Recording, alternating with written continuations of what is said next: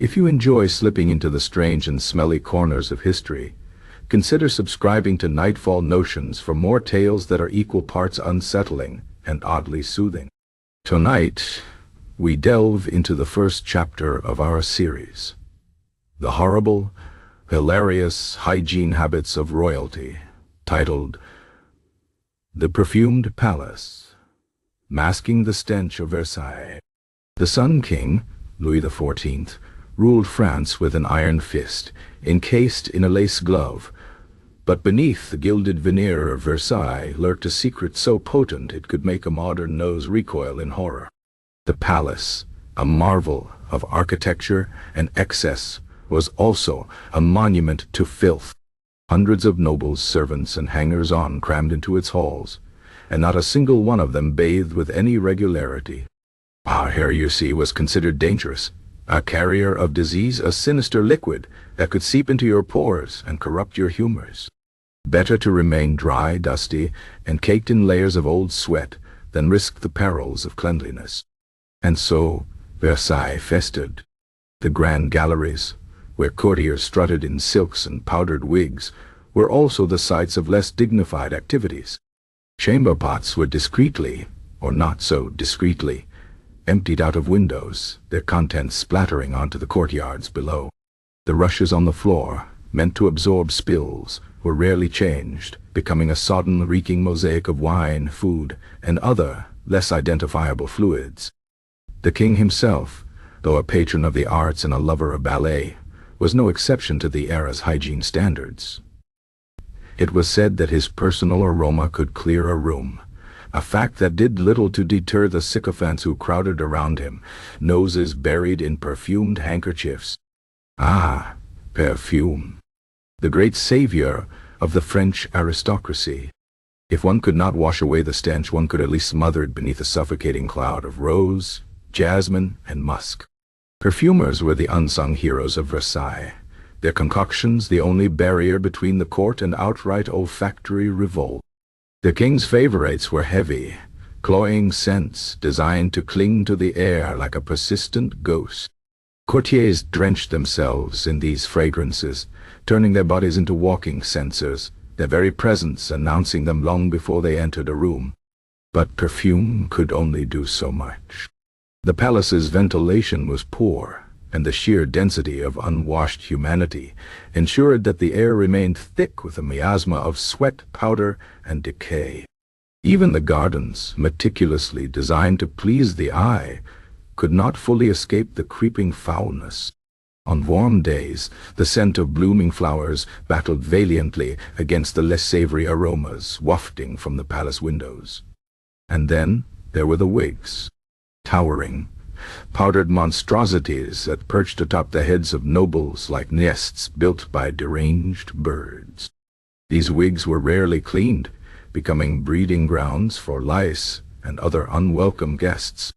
The powder used to maintain their pristine whiteness was often scented, but this only added another layer to the already overwhelming bouquet of Versailles. A nobleman scratching his wig was not an uncommon sight, nor was the occasional insect making a daring escape from its lofty prison. The king's solution to the problem was as extravagant as it was ineffective. He moved the court frequently, abandoning Versailles for other residences when the stench became unbearable. Of course, these retreats were no cleaner. They simply hadn't had as much time to accumulate their own unique brand of filth. The court would return to Versailles eventually, and the cycle would begin anew. It was a time when beauty and rot existed in perfect harmony, when the glittering surface of power concealed a festering underbelly. The perfumed palace was a triumph of illusion, a place where the senses were both dazzled and assaulted in equal measure. And though the Sun King's reign would eventually end, the legacy of Versailles, its splendor and its stink, would linger like the ghost of a particularly pungent rose. Chapter 2. Royal Wigs and Lice, the itchy crown of nobility. In the grand theaters of 18th century Europe, where powdered wigs towered like architectural marvels and fashion dictated one's place in society, there existed a silent, squirming epidemic. And Lice, tiny, relentless, and utterly indifferent to social rank, These parasites thrived in the elaborate hairstyles of the nobility, turning every elegant coiffure into a bustling metropolis of discomfort. The wig, that most sacred symbol of status, was both a blessing and a curse. A towering masterpiece of horsehair wool, or even the hair of the poor, sold in desperation, could elevate a man from mere gentleman to a figure of imposing grandeur. But beneath the powder and pomade, an entire ecosystem flourished. Lice, drawn to the warmth and shelter of densely packed curls, made themselves at home with alarming enthusiasm. The higher the wig, the more real estate available for colonization. Nobles, of course, could not simply scratch their heads in public. Such an action would betray the illusion of effortless grace they worked so hard to maintain. Instead, they developed a series of ingenious, and often absurd, methods to deal with the incessant itching. Delicate ivory or silver-headed scratching rods, known as égratoires, became essential accessories. These elegant tools allowed a nobleman or noblewoman to discreetly probe the depths of their wig, dislodging the occasional louse without sacrificing dignity. Some were even ornately decorated, turning an act of pest control into a display of wealth. But égratoires could only do so much. The truly infested resorted to more drastic measures. Some employed servants specifically to delouse their wigs, a task requiring patience, a strong stomach, and a willingness to comb through another person's hair while standing in a drafty palace corridor. Others turned to the apothecary's shelves, where a variety of questionable remedies promised relief. Mercury-laced ointments, while effective at killing lice, also had the unfortunate side effect of poisoning the wearer. A nobleman might find himself free of parasites, but also of his teeth, his hair, and eventually his life. Then there were the more creative solutions.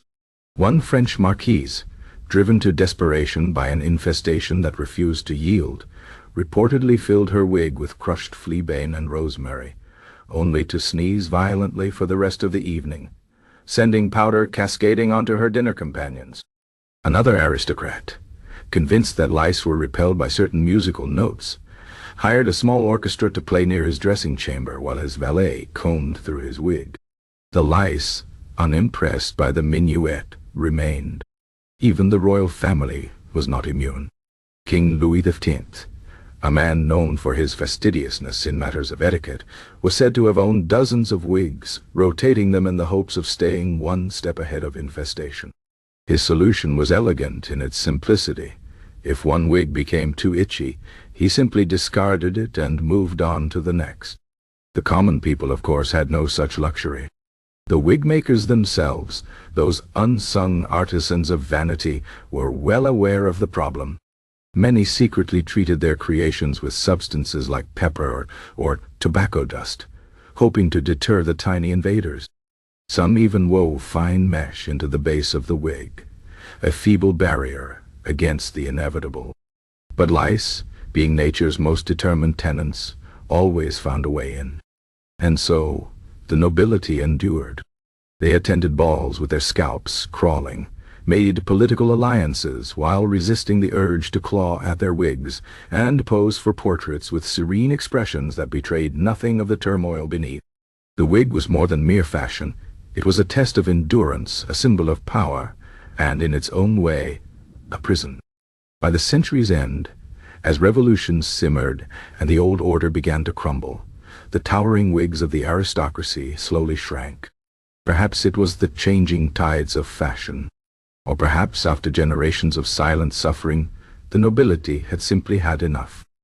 But the lice, ever adaptable, moved on to new hosts.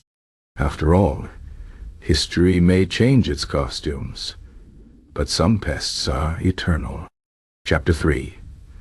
The king who bathed once a year. Henry VIII's cleanlinesses. The court of Henry VIII was a spectacle of power, passion, and pungency, where the grandeur of Tudor rule was rivaled only by the king's legendary aversion to bathing. To modern sensibilities, the idea of a monarch washing only once a year seems unthinkable, but in 16th century England, it was hardly remarkable. Water, after all, was not to be trusted. Physicians of the age warned that bathing opened the pores, allowing disease to seep into the body. Better to remain safely sealed beneath layers of sweat, perfume, and linen than risk death by cleanliness. Henry himself was a man of contradictions, a scholar, a musician, a formidable athlete in his youth, and yet a ruler whose personal hygiene became the stuff of horrified legend. His annual bath, usually taken in preparation for some great feast or religious occasion, was an event of such rarity that courtiers whispered about it for weeks afterward. The king's servants would haul in a heavy wooden tub, line it with fine linen to prevent splinters, and fill it with water warmed over fires for hours. Herbs and flowers were scattered atop the surface, not for any medicinal purpose, but to mask the inevitable musk of a man who spent 364 days a year accumulating grime. The rest of the time, Henry relied on the Tudor equivalent of a sponge bath, a ritual that involved vigorous rubbing with a cloth, a splash of rose water, and the liberal application of perfumed oils.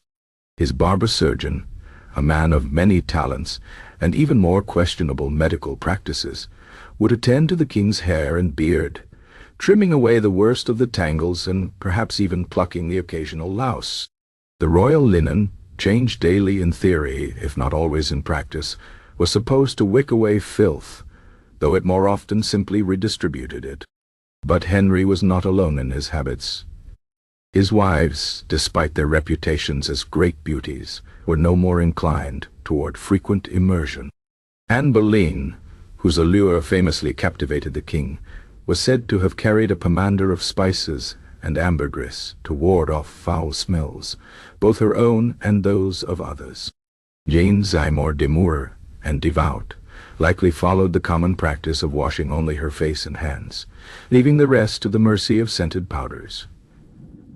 Catherine Howard, young and vivacious, might have been the closest thing to an exception, though even she would have considered a full bath an occasional luxury rather than a necessity.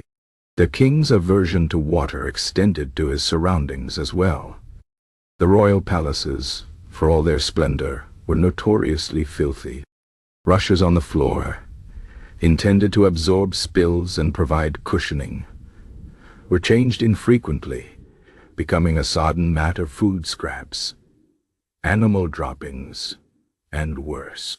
Servants tasked with cleaning the halls did so with brooms more symbolic than effective, pushing detritus from one corner to another rather than truly removing it. The great fireplaces, though roaring with heat in winter, did little to dispel the damp, musty air that clung to tapestries and clothing alike. Foreign ambassadors, accustomed to the slightly more hygienic courts of Europe, wrote home in horrified fascination about the English king's habits. One Venetian diplomat noted with barely concealed disgust that the royal presence was announced not by the sound of trumpets, but by the unmistakable waft of sweat, leather, and old wine. Another observed that Henry's famously luxurious fur-lined robes likely housed more than just the king. They were in all probability a thriving habitat for fleas. Yet for all this, Henry VIII was not considered a particularly dirty man by the standards of his time. The average peasant, toiling in the fields, might go months without a proper wash, but they at least had the excuse of hard labor and limited resources. The nobility, with their perfumes and fine fabrics, merely masked the problem rather than solving it. Even the church, which preached the virtues of purity, often conflated spiritual cleanliness with physical abstinence from bathing, a convenient interpretation for those who preferred not to risk the dangers of soap. By the end of his reign, as Henry grew heavier, more irascible, and plagued by the leg ulcers that would torment him until death, his hygiene, or lack thereof, became a matter of state. Physicians debated whether his ailments were divine punishment, or simply the result of a lifetime spent stewing in his own filth. His last wife, Catherine Parr, is said to have discreetly encouraged more frequent changes of linen, though whether this made any difference is lost to history. When the king finally died in 1547, the task of preparing his body for burial fell to servants, who must have approached their duty with a mixture of reverence and profound reluctance. The corpse of a man who had spent decades avoiding water was now, ironically, washed for the last time, an act that likely required more herbs than the Thames had flowers. Henry's legacy is one of wives, wars, and a church torn asunder. But perhaps his most enduring lesson is this: power may command palaces, gold, and fealty.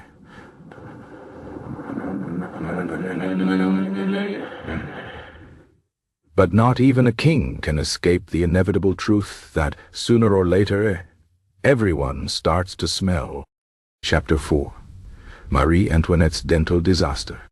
The hall of mirrors at Versailles reflected many things: crystal chandeliers, a glint of gold leaf, the swirl of silk gowns, but it could not reflect the truth of Marie Antoinette's smile. The Queen of France, whose name would become synonymous with indulgence, harbored a secret as bitter as the dark chocolate she loved. By her 30s, her teeth were rotting. The trouble began, as so many royal troubles do, with sugar. Mountains of it. White, refined, and devastatingly fashionable, sugar was the ultimate status symbol in 18th century France. The Queen's apartments were perpetually stocked with marzipan, candied violets, and the legendary brioche that she supposedly suggested the peasants eat. Her fondness for sweetened tea, sipped from porcelain so thin one could nearly see through it, meant her teeth were constantly bathed in syrup. The court dentists, such as they were, could do little but watch the damage unfold. Dentistry at the time was a barbaric affair, hovering somewhere between blacksmithing and butchery. Tooth extraction was the primary solution to decay, performed without anesthesia, by men who often doubled as barbers. By the time Marie Antoinette reached her 30s, the effects were undeniable. Letters from foreign ambassadors mention her increasingly strained smiles, the way she would sometimes cover her mouth with a fan when laughing. Court painters, those masters of flattery, smoothed away dental imperfections in portraits, gifting the Queen with pearly teeth she no longer possessed. The reality was far less glamorous. Surviving accounts from her attendants described blackened molars, gaps where teeth had been wrenched out, and a breath that smelled suspiciously of cloves, the preferred medieval remedy for toothache that did nothing to halt decay, but at least numbed the pain. The situation reached a crisis point after the birth of her first child. Postpartum hormonal changes accelerated the decay, and soon the Queen was suffering near-constant abscesses. Her cheeks would swell alarmingly, forcing her to cancel public appearances. The King's physicians prescribed remedies more imaginative than effective: rinses of vinegar and gunpowder, poultices of mashed frogs, even the application of leeches to the gums to balance the humors. None worked.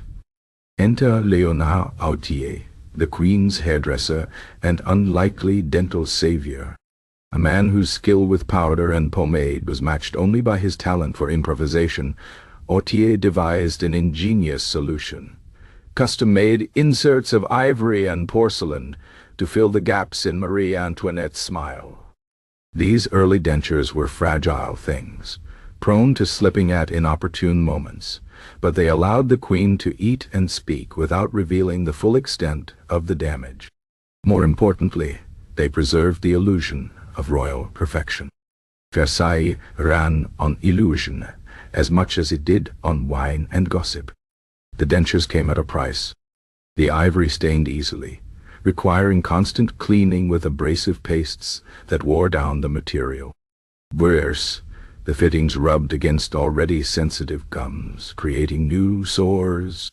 Autier's workshop became a dental laboratory of sorts, where wigs and dentures were crafted with equal care. It's said he once had to retrieve a dislodged tooth from a bowl of soup during a state dinner, slipping it back into the Queen's mouth with the sleight of hand usually reserved for adjusting hairpins. Marie Antoinette's dental woes coincided with the growing unrest in France. As bread prices soared and the people starved, pamphlets circulated mocking the Queen's sweet tooth, both literal and metaphorical. Cartoons depicted her with grotesque, blackened teeth, a visual metaphor for the corruption eating away at the monarchy. The famous let them eat cake quote, almost certainly apocryphal, took on new layers of irony when whispered by those who imagined the Queen's mouth full of crumbling molars. When revolution came, it swept away more than just the monarchy. Marie Antoinette's dental records, what few existed, were lost to history. Her final portrait, painted in the Conciergerie prison, shows a woman aged beyond her years, lips pressed tightly together. The infamous sketch made by Jacques-Louis David during her trial captures something even more telling, a faint unnatural fullness to her cheeks, likely the last of Autier's dentures doing their duty. The Queen went to the guillotine with her dignity intact, her hair shorn but her smile, what remained of it, carefully composed. The executioner's assistant would later claim that when the blade fell, something small and white tumbled from her mouth. Whether it was a fragment of bone, a final tooth, or one last porcelain illusion, no one could say for certain. The French Revolution changed many things, but not the human fondness for sugar. Modern dentistry would eventually conquer the worst of tooth decay, though not before generations of aristocrats suffered as Marie Antoinette had. Even today, in the gilded halls of Versailles, one can sometimes catch a whiff of vanilla or caramel from the tourist cafes. A sweet, lingering ghost of the Queen's most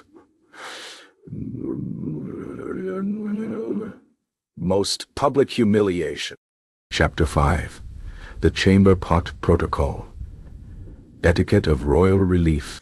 At the Spanish court of King Philip IV, a monarch could not simply excuse himself to relieve his royal bladder.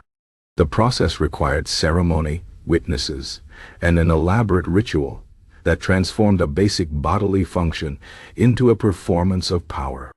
The king's morning levee, that sacred ritual where nobles competed for the privilege of handing him his shirt, culminated in the most coveted honor of all, the right to hold the royal chamber pot. The close stool, that gilded cousin of the common bedpan, occupied a peculiar place in royal households across Europe. More than mere furniture, it was a symbol of intimacy with the sovereign, a throne within a throne.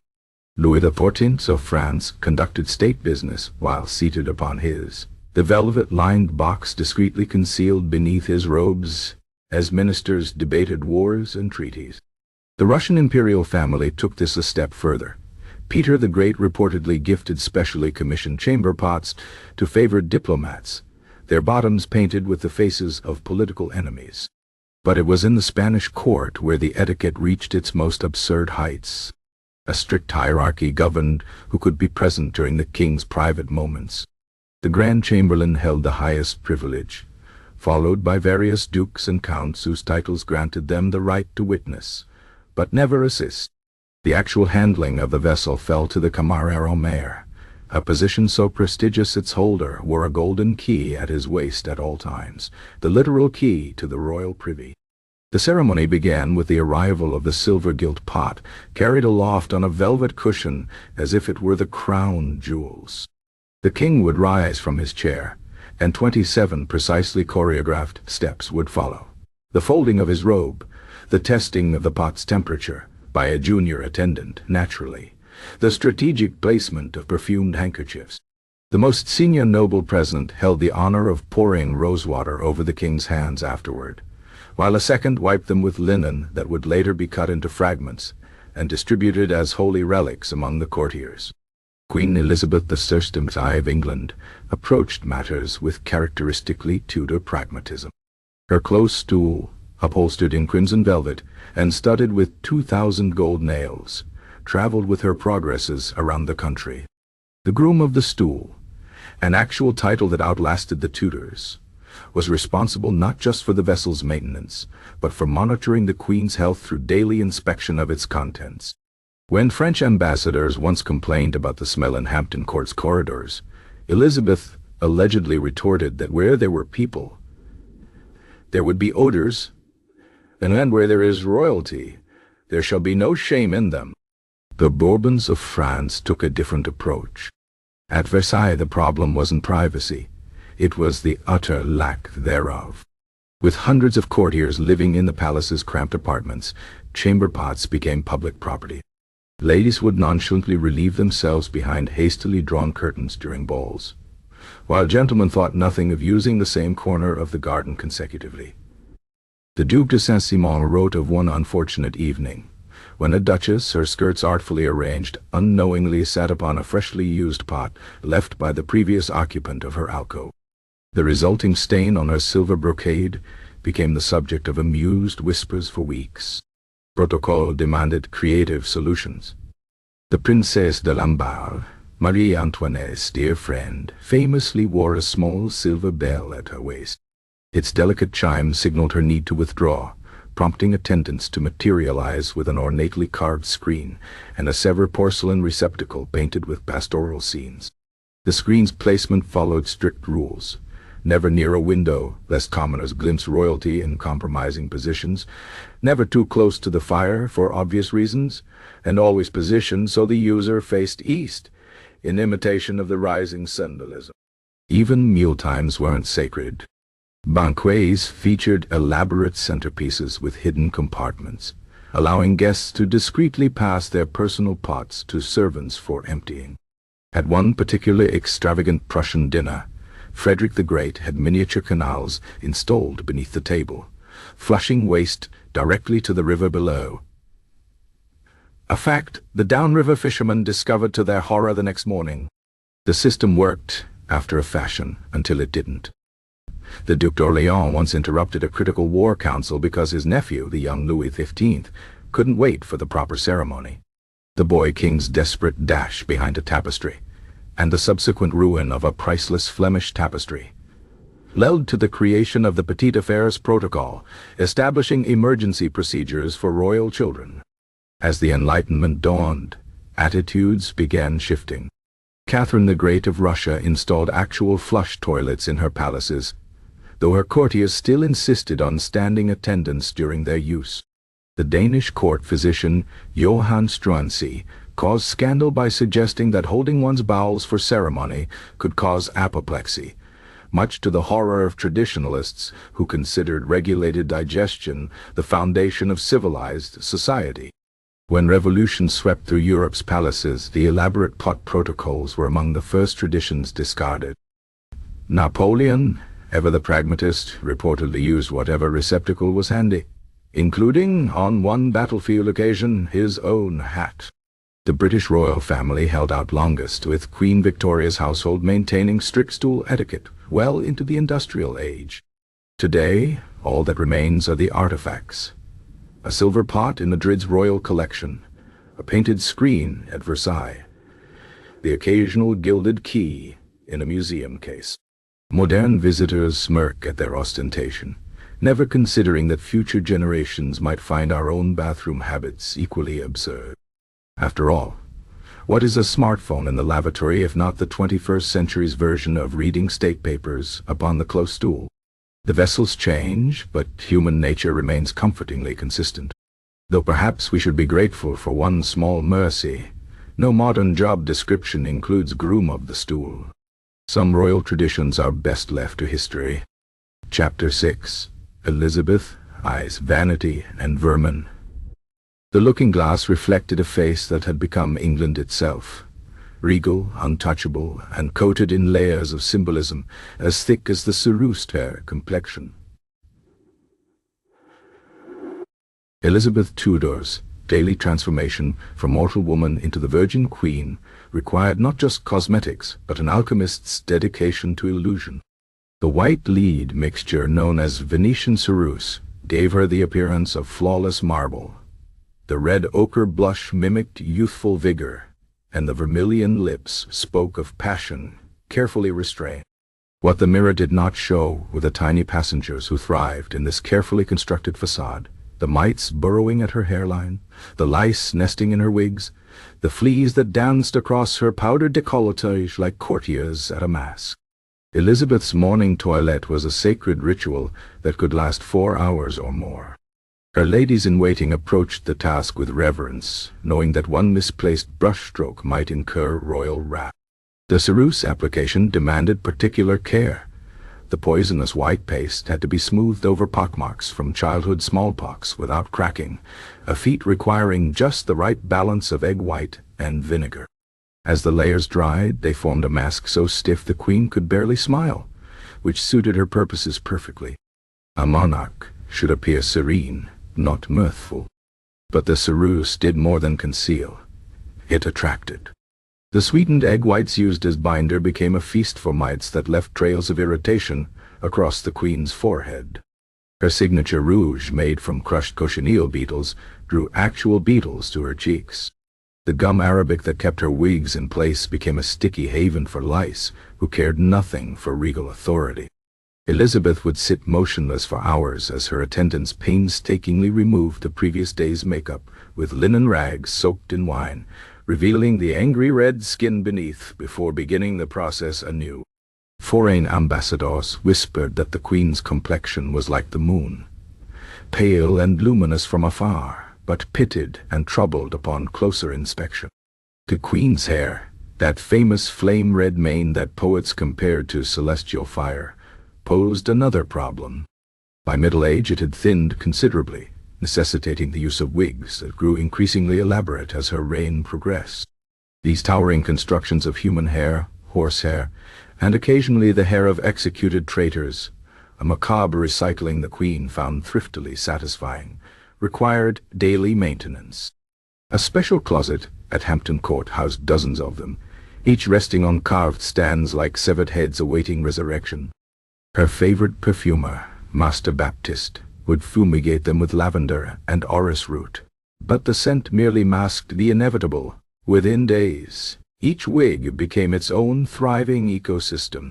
Elizabeth's response to these invasions was characteristically pragmatic.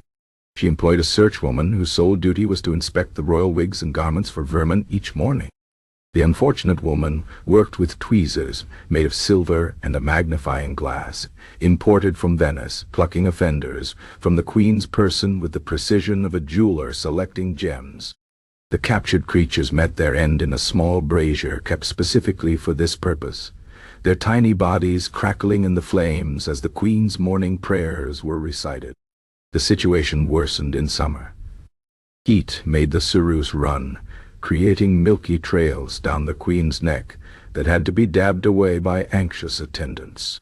Fleas from the palace rushes leaped onto her farthingale, finding the woolen underskirts particularly hospitable. Courtiers learned to recognize the particular twitch of the queen's shoulders that signaled an infestation in her ruff, a sideways shudder that sent pearls clicking together like dice in a cup. On particularly bad days, the rustling sound coming from her elaborate gowns suggested movement that had nothing to do with royal posture. Elizabeth's physicians offered increasingly desperate solutions. Dr. Burcott recommended a mercury wash to kill the mites, which did indeed eliminate the pests but also caused the queen's hair to fall out in clumps. The Spanish ambassador reported with barely concealed glee that Her Majesty's new wig order had tripled that year. Dr. Lopez, later executed for treason, suggested bathing the royal skin in urine, a common remedy for blemishes that did little for Elizabeth's complexion, but made her chambers smell like a dockside tavern. The queen's vanity warred constantly with her discomfort. Portraits had to be painted quickly before the ceruse cracked or the rouge smudged.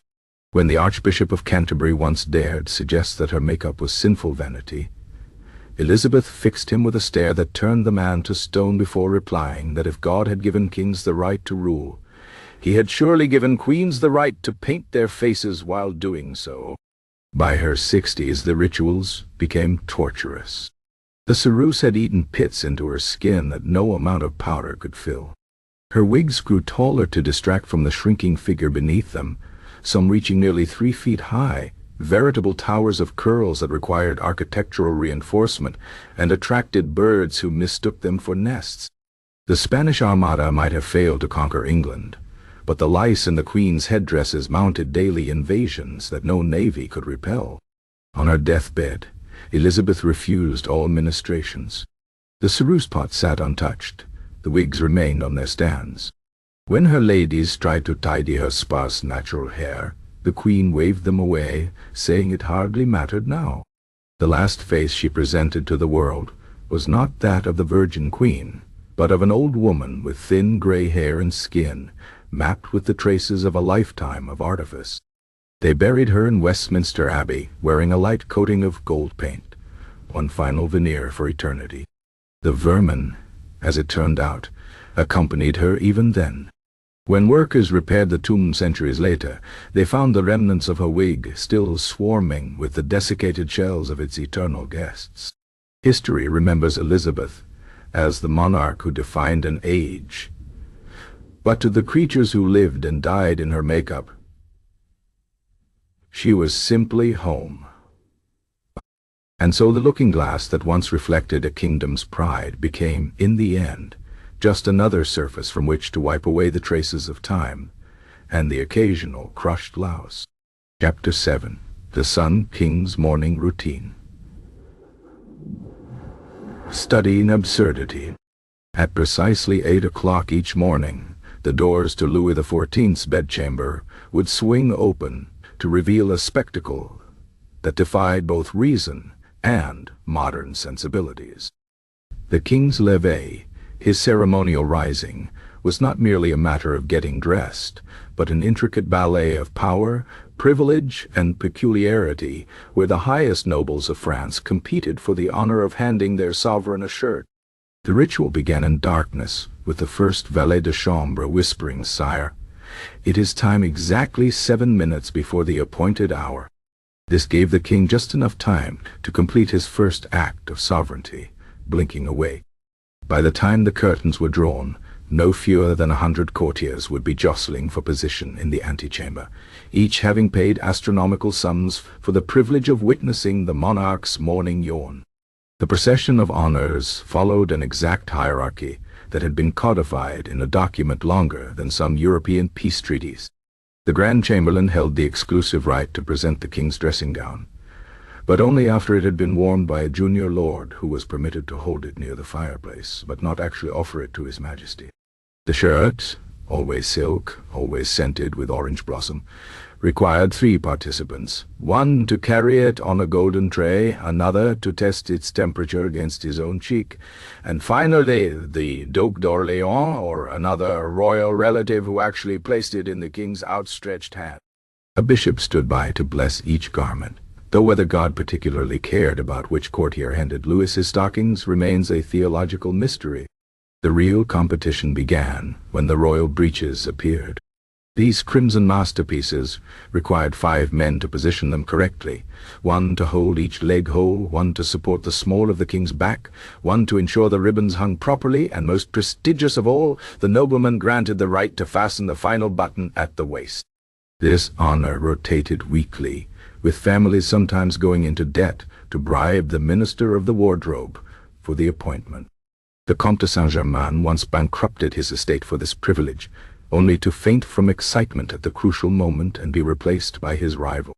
Breakfast was a public affair where the king's consumption of a single boiled egg became a state occasion. The first gentleman of the spoon held the utensil at a precise 45-degree angle, while the master of the napkin stood ready to intercept any yolk that might threaten the royal chin. 16 tasters sampled every dish before it reached Louis's lips, though their duties were largely ceremonial, poison being unlikely to arrive in the morning chocolate that had been prepared under armed guard in a locked kitchen. The most surreal moment came with the king's shave. The royal barber, one Monsieur Fagon, approached this task with the gravity of a surgeon performing a heart transplant. A special porcelain basin was held beneath Louis's chin by the Comte de Charolais, who had to maintain perfect stillness lest the razor slip. The honor of holding the soap bowl rotated among the king's illegitimate sons, a subtle reminder that even bastards had their uses. The used razor water was then distributed to particularly favored courtiers, who claimed it cured gout, though whether this was due to any medicinal properties or simply the placebo effect of royal proximity remains unclear. All this paled before the ultimate privilege, the handing of the royal chamber, Bodily, the position of Grand Maître de la Chaise Percée, literally Grand Master of the Perforated Chair, was the most coveted and ridiculed appointment at Versailles. The lucky nobleman entered the private cabinet with the golden vessel, stood at respectful attention, while the king conducted his business, then withdrew backward without ever turning his face from the monarch. The pot itself was ceremonially emptied into the gardens where, in a perfect metaphor for absolutism, the royal waste became fertilizer for the palace roses. Louis himself remained magnificently detached throughout these proceedings. He spoke little, smiled less, and maintained an air of divine indifference as grown men fought for the right to wipe his chin. The ritual's true purpose became clear when an upstart once tried to shortcut the process by handing the king his gloves directly. Louis froze, the entire court gasped, and the offender spent the next decade exiled to a particularly damp chateau in Brittany. The message was clear. Access to the royal person was power, and power required ceremony. As the years passed, the routine grew even more elaborate to accommodate the king's aging body. Special cushions were made for his gouty foot, a silver step helped him into breeches that no longer fit smoothly, and the shaving ritual was modified when his hand began to shake. Yet even in his 70s, Louis maintained the full spectacle, understanding that the theater of power was as important as power itself. When the Sun King finally died in 1715, the court was left with a peculiar problem: what to do with all these now meaningless rituals. His successor, the more modest Louis XV, initially tried to abolish the levee, only to face rebellion from nobles who had invested their entire identities in these absurd privileges. The master of the royal nightshirt reportedly wept when told his position might be discontinued. Today, the levee seems like comical excess, but its legacy lingers in every red carpet rolled out for a celebrity, every press conference where journalists clamor for access. We may no longer compete to hand monarchs their underwear, but the human desire to bask in reflected glory remains unchanged. The Versailles power brokers would feel right at home in modern boardrooms and backstage passes, only the props have changed. As for Louis himself, history remembers the grandeur rather than the ridiculousness. But perhaps the true measure of his power wasn't the wars won or palaces built, but the fact that he convinced hundreds of grown adults to treat his morning toilette with the solemnity of Holy Communion. That, more than any battlefield victory, was the mark of a true Sun King. He made absurdity shine. Chapter 8. Royal Flea Traps for Coats and Perfumed Animals. The bedchamber of Catherine de Medici smelled of roses, ambergris, and the faint musk of the 6 ferrets that slept in her mattress. These were not pets, but highly trained pest control specialists.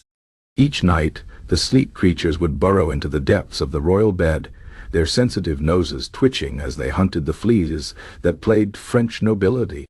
By dawn they would emerge, satiated, leaving the queen to sleep on linen that was, relatively speaking, free of jumping parasites. The use of living flea traps reached its zenith in European courts during the 16th and 17th centuries, when nobility discovered that animals could be drafted into the endless war against vermin. The principle was simple. Why scratch yourself when you could employ something else to be scratched? Spaniels lounged on silk cushions not just for companionship, but because their warm fur attracted fleas away from human hosts. The Duchess of Portsmouth kept a prized marmoset, whose job was to pick through her elaborate wigs, plucking insects with delicate fingers. Even the fish in ornamental ponds served a purpose. Courtiers would dangle their legs in the water, allowing the hungry creatures to nibble at dead skin and whatever parasites might be clinging to it. The most sophisticated system belonged to Emperor Rudolf II in Prague. His bedchamber contained an elaborate ecosystem of pest control.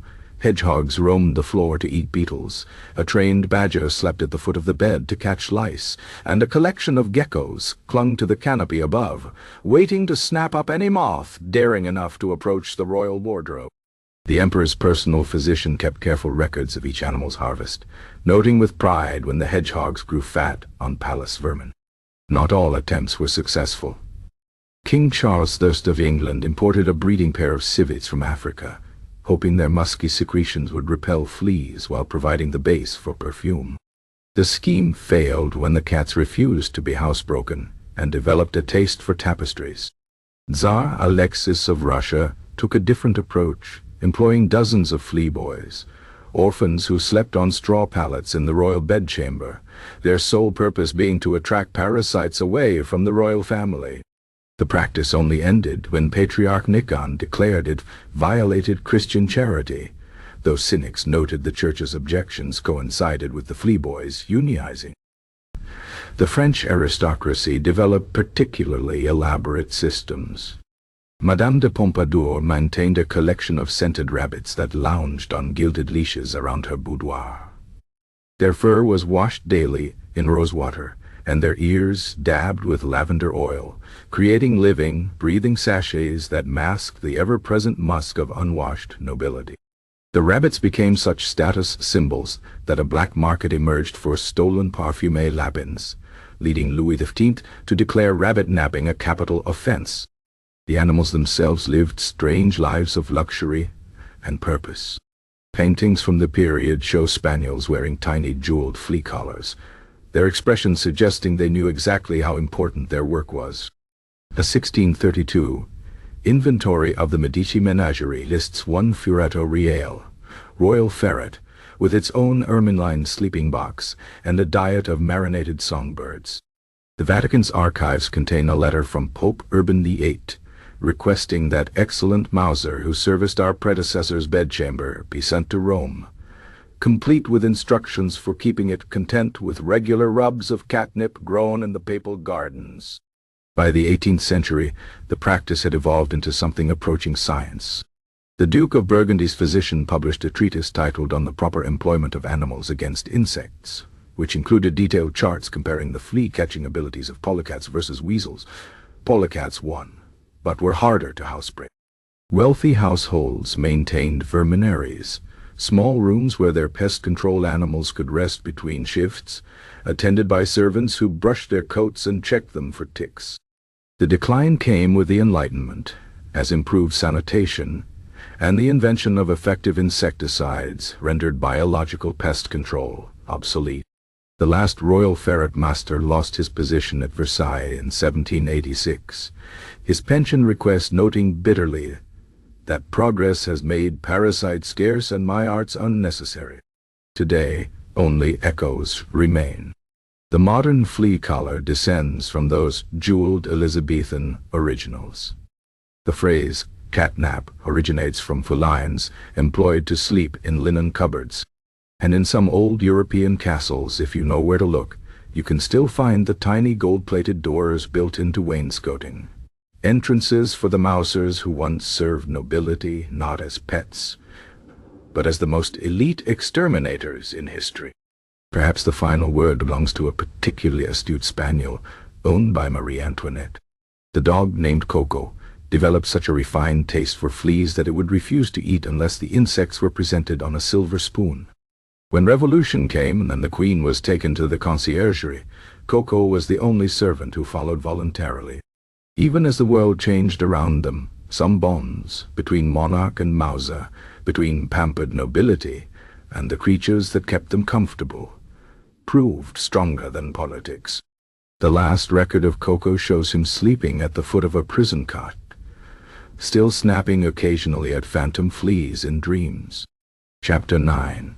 The Toilette, where business met bodily functions. Catherine the Great's morning toilette began at 7 sharp, when 4 attendants would enter her bedchamber carrying silver trays loaded with more paperwork than grooming implements. The Russian Empress conducted the first hour of state business from her commode, a velvet-cushioned mahogany affair with discreet compartments for dispatches and quills. Ministers would stand at respectful attention while she reviewed documents, breaking only when the royal hairdresser needed access to her scalp, or when particularly vigorous intestinal activity required concentrated silence. This blending of governance and grooming was hardly unique to Russia. Across Europe, the royal toilette, that sacred morning ritual of dressing, primping, and evacuating, had become the most important political salon of the day. Louis XIV granted more favors while having his hair powdered than during official audiences. Maria Theresa of Austria famously signed the Treaty of Aix-la-Chapelle, while a maid painted her toenails. The boundaries between statecraft and skincare dissolved completely in these morning hours, creating a surreal hybrid of vanity and statecraft. The mechanics of Catherine's routine were precise. Her dressing table had been designed by the same architect who planned the Winter Palace, with special compartments that held state seals alongside rouge pots. The mirror before which she sat was framed in gold leaf and angled so she could maintain eye contact with petitioners, while her teeth were being cleaned with cloth-wrapped charcoal. Her wardrobe mistress doubled as a secretary, taking dictation between fastening stays and adjusting petticoats. Even the chamber pot had been modified with a writing surface that flipped up when needed, allowing the empress to draft decrees without interrupting nature's course. Foreign ambassadors quickly learned that the path to Catherine's favor ran through her toilet. The French envoy spent months cultivating the royal hairdresser, learning exactly when to present his credentials during the curl setting rather than the powdering phase. The British ambassador made his breakthrough by complimenting her choice of rouge during a particularly tense discussion of Baltic trade rights. One unfortunate Swedish diplomat was denied an audience for 6 months after committing the unpardonable sin of sneezing during the empress's eyebrow plucking. The Toilette's political importance created bizarre, specialized positions at court. The keeper of the royal tweezers in Vienna wielded more influence than most cabinet ministers. The French developed an entire protocol around who could hold which cosmetic item. Passing the powder puff was acceptable for junior nobles, but only dukes could present the perfume bottle. In Dresden, the elector employed a wig chancellor whose sole duty was to whisper state secrets into his master's ear, while the barber worked, safe from prying eyes under mounds of horsehair and powder. Catherine took the system to its logical extreme by holding formal council meetings in her dressing room. Ministers would debate troop movements while seamstresses adjusted her bodice. Naval commanders received their orders while pedicurists filed her toenails. The only difference between these sessions and official audiences was that petitioners were required to ignore the occasional rustle of undergarments being changed behind an ornamental screen. The Empress justified this by noting that war and wrinkles wait for no woman, and that Russia could ill afford the hours lost to separate grooming and governance. The toilette reached its most elaborate form in Versailles, where Louis XVI maintained a small army of attendants whose sole purpose was to make his morning routine a public spectacle. The royal shaving stand became an altar before which courtiers gathered to watch the monarch's beard being removed with ritual precision. The barber's assistant who caught the first lather in a silver bowl received a pension. The valet who handed the final towel was guaranteed preferment. Even the king's bowel movements followed a strict timetable designed to maximize political advantage. His physicians kept him slightly constipated before important meetings to ensure he would be available for audiences during his predictable post-breakfast evacuation. Not all monarchs embraced the system. Frederick the Great of Prussia conducted his toilet with military efficiency, dismissing all attendants once his thin hair had been tied back with its single ribbon. But even he couldn't escape entirely. His famous breakfast concerts, where he played flute for select guests while eating, were simply the toilette by another name. The music provided cover for bodily noises just as the rustle of silk did for other royals. The practice declined with the coming of Victorian propriety, though traces lingered in unexpected places. Queen Victoria's famous journal entries, recording Albert's bald spot progressing nicely, were originally composed during her private toilette hours. The last vestige disappeared when Edward VII installed a telephone in his water closet, merging modern technology with ancient tradition in the most British way possible. Today, the royal toilette survives only in fragments. The French president's morning briefing, the British PM's red box rituals. But something essential has been lost in abandoning that frank acknowledgement that rulers are human, that even emperors must scratch, and that great decisions sometimes emerge alongside other, less noble productions. Catherine understood this better than most, reportedly telling a shocked ambassador that the throne and the chamber pot are twin pillars of state, and wise rulers attend to both with equal diligence. Chapter 10. Bathing as Rebellion. The Scandal of Clean Queens. Isabella of Castile's confessor trembled as he approached the Queen's private chambers in 1492. The rumors couldn't possibly be true, not of a monarch so devout, not when the Church had been clear on the matter. Yet the evidence was undeniable. Her Majesty was bathing, weekly, with soap. When the horrified priest confronted her about this dangerous indulgence, Isabella calmly replied that she preferred to meet her Maker smelling of roses rather than rancid wool. And if God had meant Christians to stink, he wouldn't have created hot water in the first place. This act of hygienic defiance made Isabella an outlier in an era when most European royalty considered bathing a suspicious foreign practice. Medical texts warned that excessive washing could allow water to seep through the pores, corrupting the blood and inviting disease. The Duke of Alba famously boasted that his sweat had polished his armor to a finer sheen than any squire could achieve with rags. But a small cadre of rebellious royals would challenge these notions, turning personal cleanliness into quiet revolutions against centuries of tradition. Queen Elizabeth I of England shocked her court by bathing monthly during warm weather, though she took pains to hide the fact behind layers of perfume and carefully worded proclamations about healthful steam inhalations.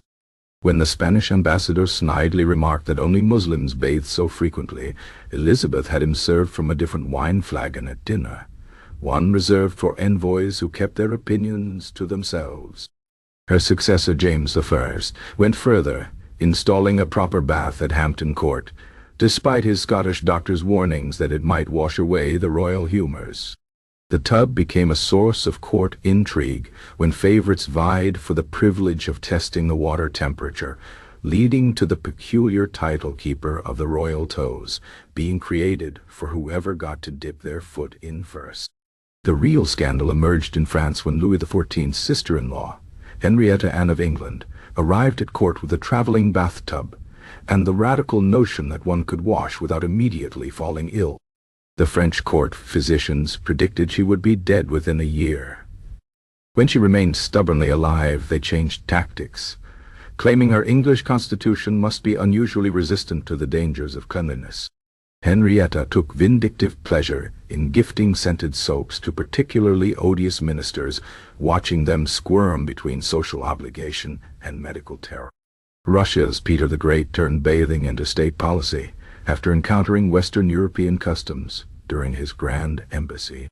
His boyars wept as he forcibly scrubbed them in public bathhouses, their beards dripping with water and shame. When traditionalists protested that Russians didn't need foreign washing habits, Peter pointed out that their current habits hadn't stopped Moscow from reeking like a goat pen in July. He went so far as to include bathing instructions in his book of etiquette, though many nobles simply had servants pour water near them while they remained safely dry, maintaining appearances without risking actual cleanliness. The most dramatic confrontation occurred in Portugal, where Maria's physicians warned that her new porcelain bathtub from France would surely lead to hysteria. When the Queen not only survived her first soak but emerged visibly relaxed, the doctors changed tactics, claiming the real danger came from failing to properly balance the bather's humors afterward. This led to the bizarre spectacle of Maria being swaddled in 18 pounds of blankets immediately after bathing, while attendants fed her strengthening broths to counteract the water's effects. The treatments left her sweating so profusely that she effectively ended up dirtier than before the bath, though no one dared point this out. By the late 18th century, the tide began turning. Marie Antoinette's much-mocked morning washes became fashionable among progressive aristocrats, though traditionalists still whispered that her eventual fate proved the dangers of excessive bathing. Catherine the Great installed a shower at the Winter Palace, where water cascaded from a perforated golden sunflower, though she took care to always refer to it as atmospheric therapy in official correspondence. The final victory came when George IV's physicians actually prescribed therapeutic bathing for his gout, forcing the English aristocracy to grudgingly acknowledge that water might not kill you after all. Looking back, these small acts of rebellion reveal much about how change comes to even the most stubborn societies. It wasn't medical advances that ended centuries of dirt, but royal whims and personal vanities. The same nobles who once crossed themselves at the sight of soap later competed to build the most elaborate bathrooms, proving that fashion trumps fear every time. As for Isabella of Castile, she lived to see her controversial views vindicated, and when she met her maker in 1504, she did so smelling distinctly of lavender, just as she promised. Chapter 11. The Royal Cure.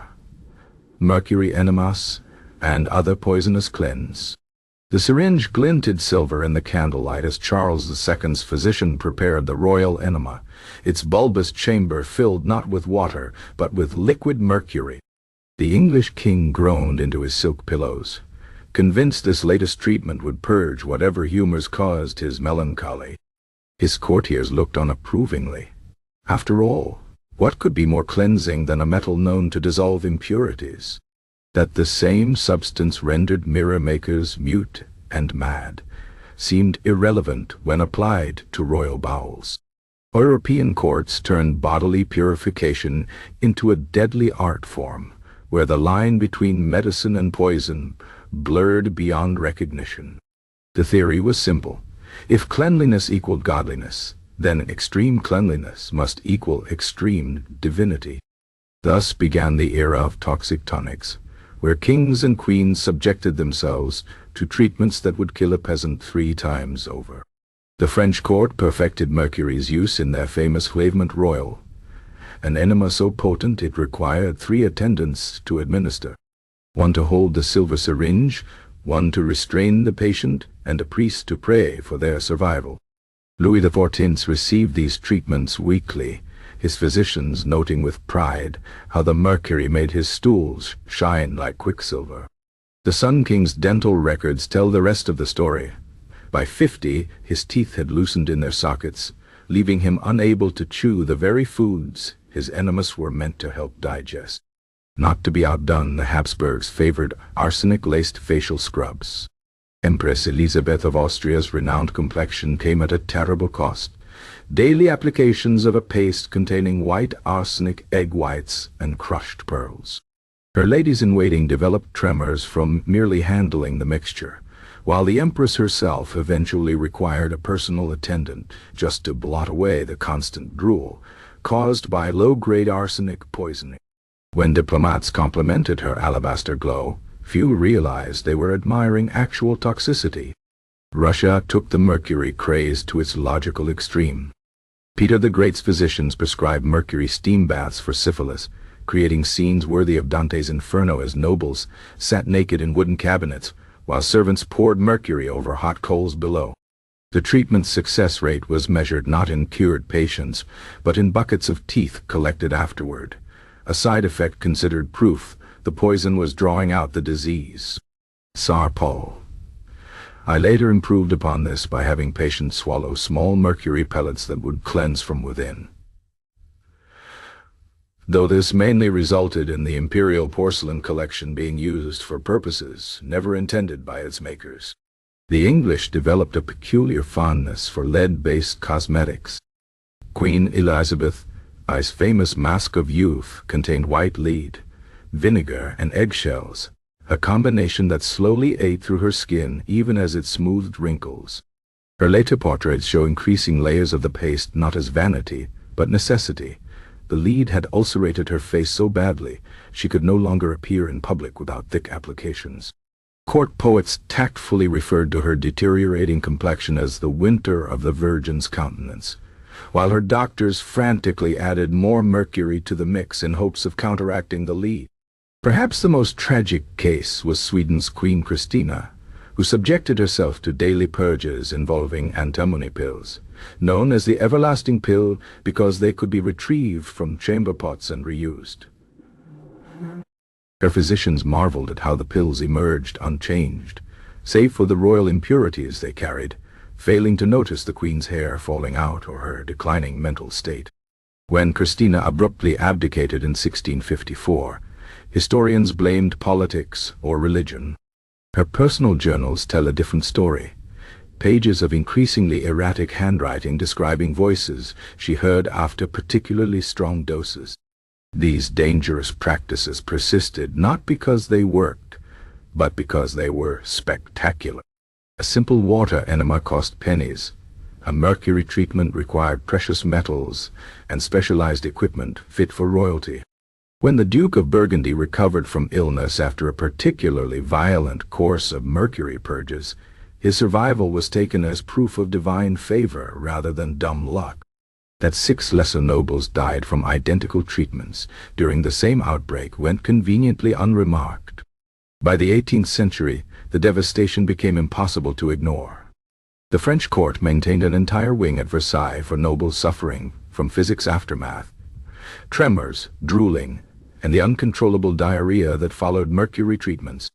Spain's royal archives contain heartbreaking letters from Philip VIII to his doctors, begging them to stop the treatments that left him shaking like a leaf in November. Even the famously pragmatic Frederick the Great of Prussia submitted to preventative mercury during diplomatic meetings, reasoning that it was better to be mildly poisoned than to risk offending foreign physicians.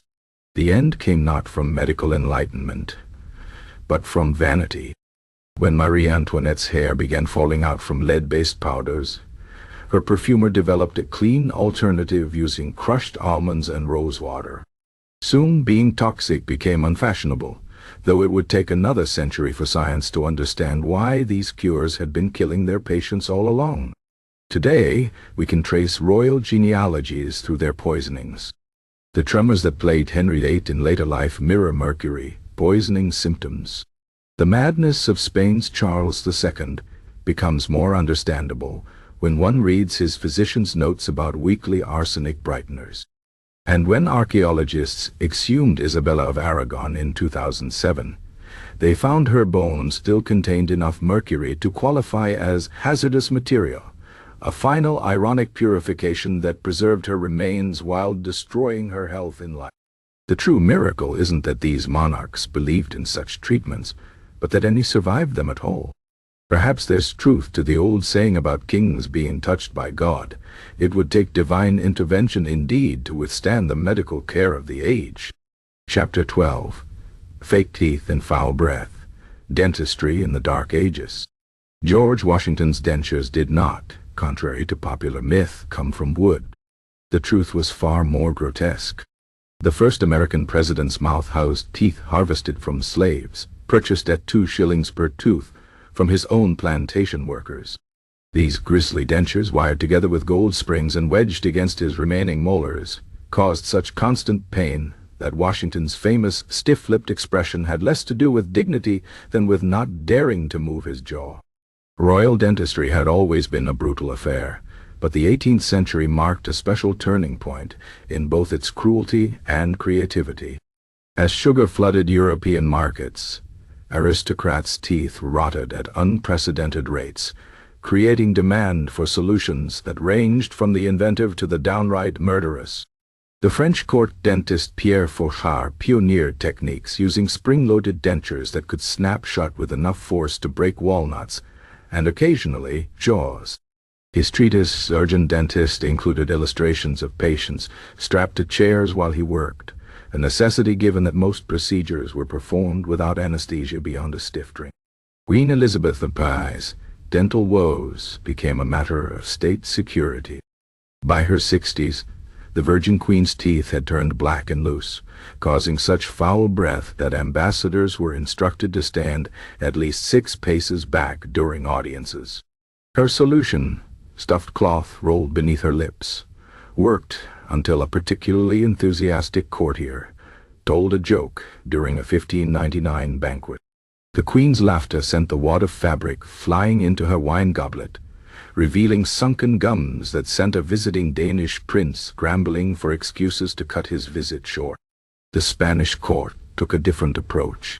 When King Philip IV lost most of his teeth to abscesses, his physicians crafted dentures from carved hippopotamus bone wired with gold thread. The contraption required constant adjustment, One slip could send bone shards into the royal gums, giving rise to the position Dentista Reale, whose duties included keeping the king from bleeding to death during dinner. Philip's attempts at public speaking became legendary. His lisp exaggerated by the clicking of shifting dentures that sounded, according to one diplomat, like castanets played by an epileptic. Eastern European monarchs favored more organic solutions.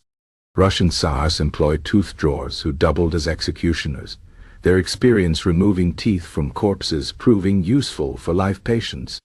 Peter the Great took peculiar pride in his dental skills, carrying a set of pliers at all times and offering to extract courtiers' teeth as a favor.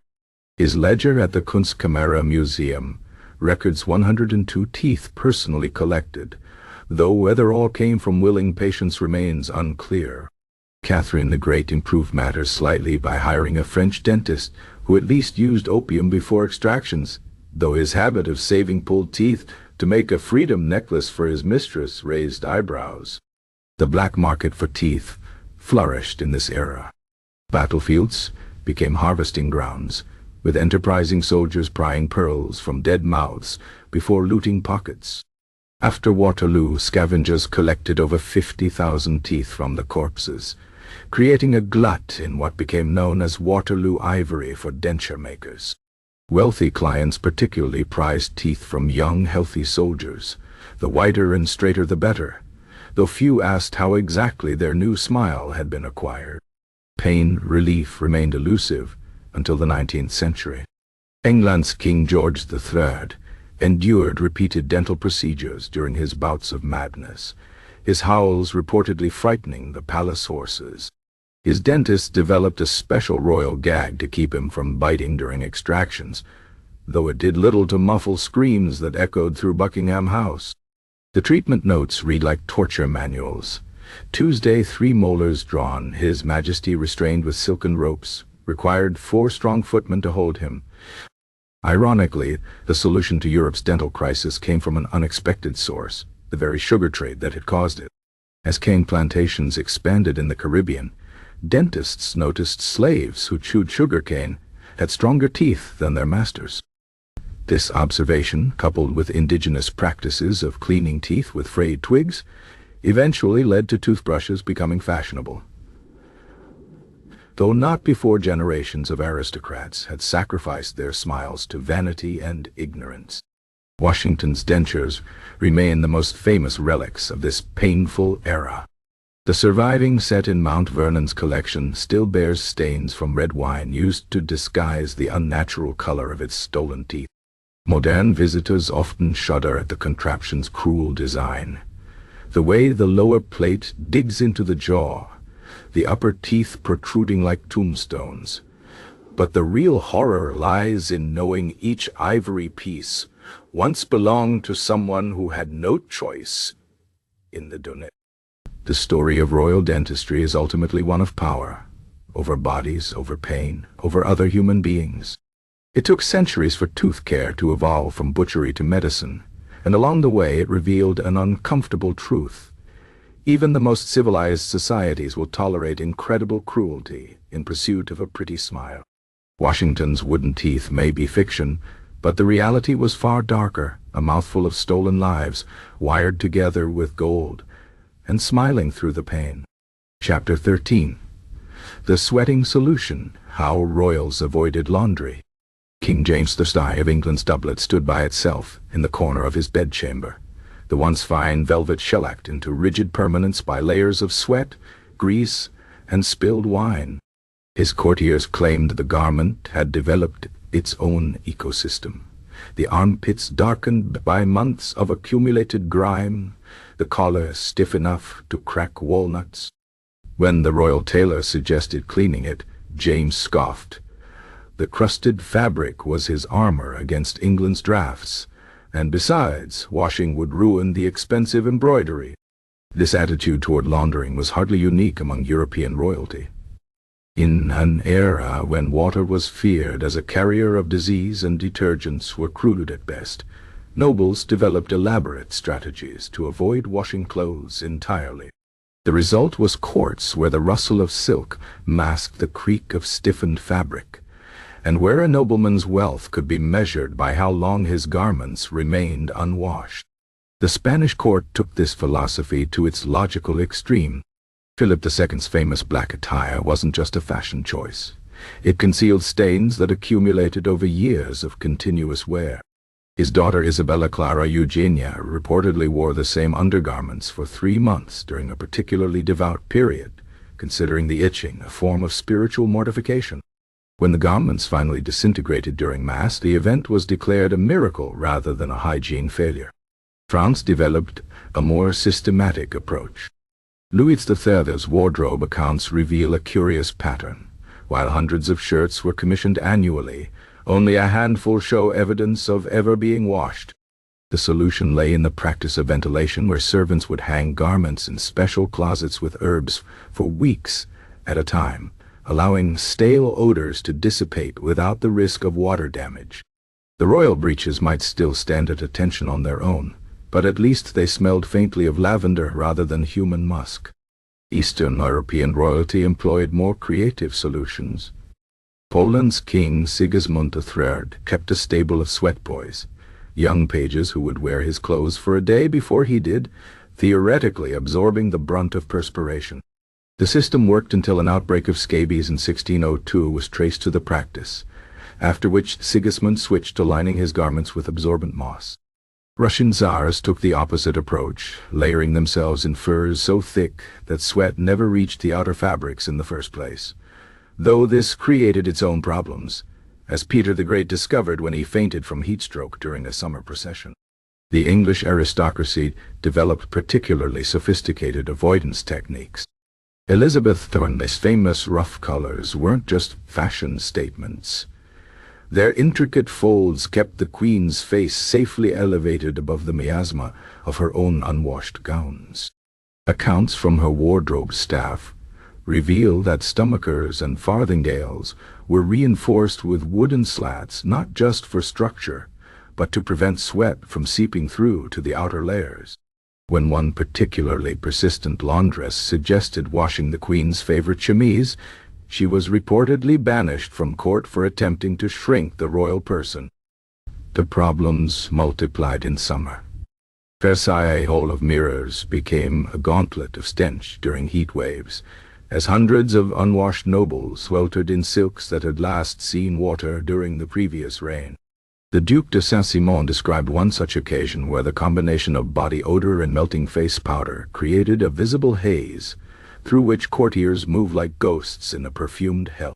The only reprieve came when particularly malodorous individuals were quietly edged toward open windows, a practice that led to at least 2 accidental defenestrations over the years. Children's clothing fared no better. The young Louis XIV's dresses were changed only when visibly soiled, leading to an entire industry of stain-masking embroidery. Spanish Infanta Margarita Teresa's portrait painters became adept at disguising the yellowed collars of her gowns, turning sweat stains into artful shadows with their brushes. The Russian imperial family took a different approach. Their children's clothes were simply passed down through siblings until they disintegrated, creating a sort of textile genealogy where stains outlasted their original wearers. The turning point came from an unlikely source: flea-ridden fur coats. When Austrian Archduchess Marie Antoinette introduced regular fur cleaning to control vermin, she accidentally discovered that the same techniques worked on wool and silk. Soon, Hungarian brushing became the rage among forward-thinking nobles, a dry cleaning method using fine sand and powdered herbs that could refresh garments without water. By the 18th century, this evolved into proper laundering, though many aristocrats still resisted. Frederick the Great famously wore his uniforms until they fell apart, claiming that washing made the fabric lose its character. Modern preservationists still encounter these sartorial time capsules. 1610 doublet belonging to Christian IV of Denmark required 6 months of careful conservation before the original fabric could even be seen beneath the layers of grime.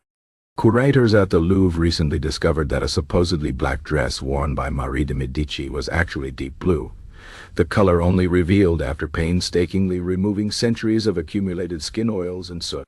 Perhaps the most telling relic sits in Madrid's royal armory.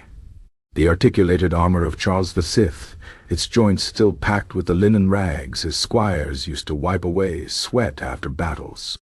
The strips have fused with the metal over centuries, creating a permanent record of imperial perspiration.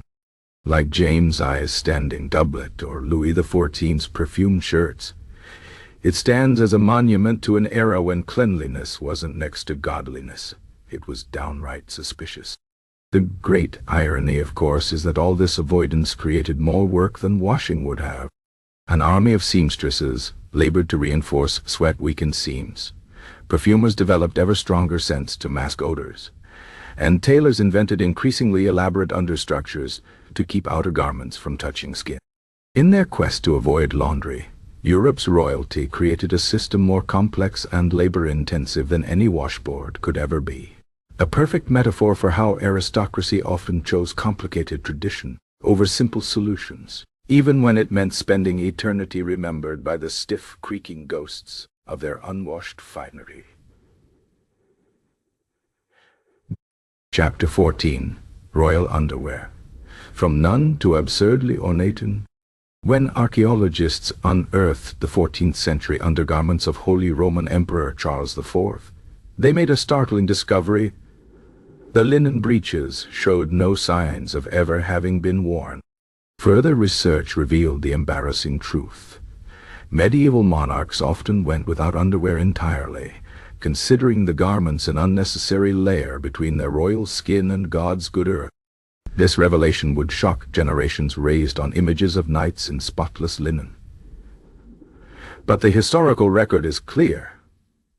For much of European history, royal undergarments were either non-existent or so minimal as to be purely symbolic. The medieval period's approach to underwear could be charitably described as casual. Richard the Lionheart's crusading gear apparently included only 2 pairs of brays, loose linen drawers that spent more time in his luggage than on his person. Eleanor of Aquitaine's famed trousseau contained dozens of gowns, but not a single chemise, leading contemporary chroniclers to note with alarm how the Queen's dresses would sometimes cling in the Norman wind. The few undergarments that did exist were utilitarian in the extreme. King John's wardrobe accounts include payments for linen for the royal fundament, suggesting even basic coverage was optional when convenience demanded. This all began changing in the 15th century, when the codpiece emerged as both fashion statement and political proclamation. What started as a simple flap to cover the gap in men's hose became an increasingly absurd projection of virility. Henry VIII's armored codpiece at the Field of the Cloth of Gold measured nearly 10 inches long and could allegedly deflect sword blows, though whether this was by design or accident remains unclear.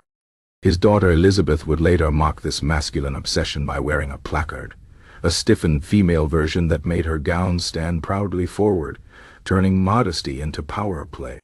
The Renaissance saw underwear become increasingly elaborate, just as it became less visible. Catherine de Medici introduced the first true corsets to the French court, their whalebone ribs so tightly laced that ladies would regularly faint, a phenomenon doctors charmingly termed the vapors. Spanish Infanta Isabella Clara Eugenia took this further, wearing a verdugador frame under her skirts so wide she had to enter rooms sideways, her modesty preserved at the cost of mobility. These contraptions required specialized underwear, just to prevent chafing, giving rise to silk body socks that covered from neck to knee in seamless luxury. Louis XIV's court took undergarments to new heights of both expense and absurdity. The Sun King's morning dressing ritual included no fewer than 3 layers of specialized undergarments. Silk éclaissance to protect his legs from outerwear irritation, a quilted justacorps to prevent armor chafing during ceremonial events, and an elaborate lace chemise whose cuffs were designed to peek artfully from his coat sleeve. Each set cost more than a peasant family's annual earnings, and was worn exactly once before being discarded, not from hygiene concerns, but because repeated washing would damage the delicate fabrics. The 18th century saw underwear become a technological marvel. Marie Antoinette's Etiquette was a mechanical hoop skirt with hidden springs that could collapse at the press of a button, allowing her to sit without removing the enormous structure. Russian Empress Elizabeth's stays incorporated tiny silver bells that would chime as she walked, alerting servants to her approach. George III's breeches of health featured built-in pockets for medicinal herbs and a special trapdoor for leech application, blending fashion with questionable medicine. Men's undergarments grew equally complex. The Earl of Chesterfield's tailor invented ventilated small clothes with over 30 tiny eyelets for air circulation, though the nobleman complained they made him look like a cheese grater. French dandies took to wearing écoles de Paris, padded underbreeches that gave the appearance of more voluptuous buttocks, sometimes stuffed with everything from horsehair to cork to, in one unfortunate at Versailles,